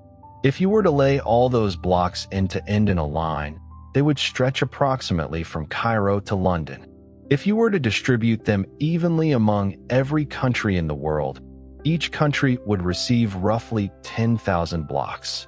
The number is large enough to be almost meaningless as an abstraction, and meaningful only when approached through specific analogies that allow the imagination to grasp what the bare number cannot convey. The desert in which the pyramid stands is itself a participant in the monument's story. The eastern and western Sahara, of which the Egyptian desert is a part, was not always as dry as it is today. During the period called the African Humid Period, roughly 11,000 to 5,000 years ago, what is now desert received significantly more rainfall, supported grasslands and savanna vegetation, and was inhabited by people and animals that have since moved or disappeared. The climatic drying that turned this green landscape into the desert we know today was gradual but profound, and it was substantially complete by the time the pyramid builders began their work. They built in a desert landscape that was already ancient, already dry, already bearing the traces of a wetter past in the river-cut valleys and lake basins visible across the eastern Sahara. The desert was not their enemy. It was the preservative force that would keep their monuments intact for thousands of years. They may have understood this. Choosing to build on the desert plateau rather than closer to the floodplain was choosing permanence over accessibility. The ecology of the Giza Plateau during the Old Kingdom differed in subtle ways from today. The Nile flood reached closer to the plateau's base, creating a zone of marsh and cultivation that no longer exists in the same form. The plateau itself supported more vegetation, whatever could survive the occasional winter rains and the proximity of the water table. Quarry workers and their animals would have grazed whatever was available. The sounds and smells of a living, working human community filled the space between the rising pyramid and the river. Today, The edges of this ancient world are visible only in the archaeological record, in the traces of ancient harbors, in the organic material recovered from the workers' village, in the pollen samples that tell of the plants growing near the construction site. The living world that surrounded the pyramid's construction has given way to the desert, leaving the pyramid as the last standing remnant of its own context. The question of what survives of the pyramid's original appearance, what we can still see that the ancient Egyptians saw, is worth considering carefully. The smooth white limestone casing is gone from the Great Pyramid. The granite casing of Menkaur's lower courses has survived in patches, giving a sense of the texture and color. Khufu's pyramid retains its casing at the top, a cap of white limestone gleaming above the rough lower courses, visible from miles away and striking in the afternoon sun. The pyramidions, the capstones, are all gone. The causeways and valley temples survive in varying states of preservation. The mortuary temples are largely gone or reduced to foundations. Of the original gleaming, complete, cased pyramid that the ancient Egyptians knew, perhaps 10 to 15% survives in anything like its original form. What we see is the skeleton of what was built, not the completed monument. And yet the skeleton is sufficient. The skeleton conveys scale, precision, endurance, ambition. It conveys enough to provoke the awe that the complete monument would have provoked, perhaps even more effectively, because the stripped-down pyramid is obviously old in a way that a perfectly preserved one might not be.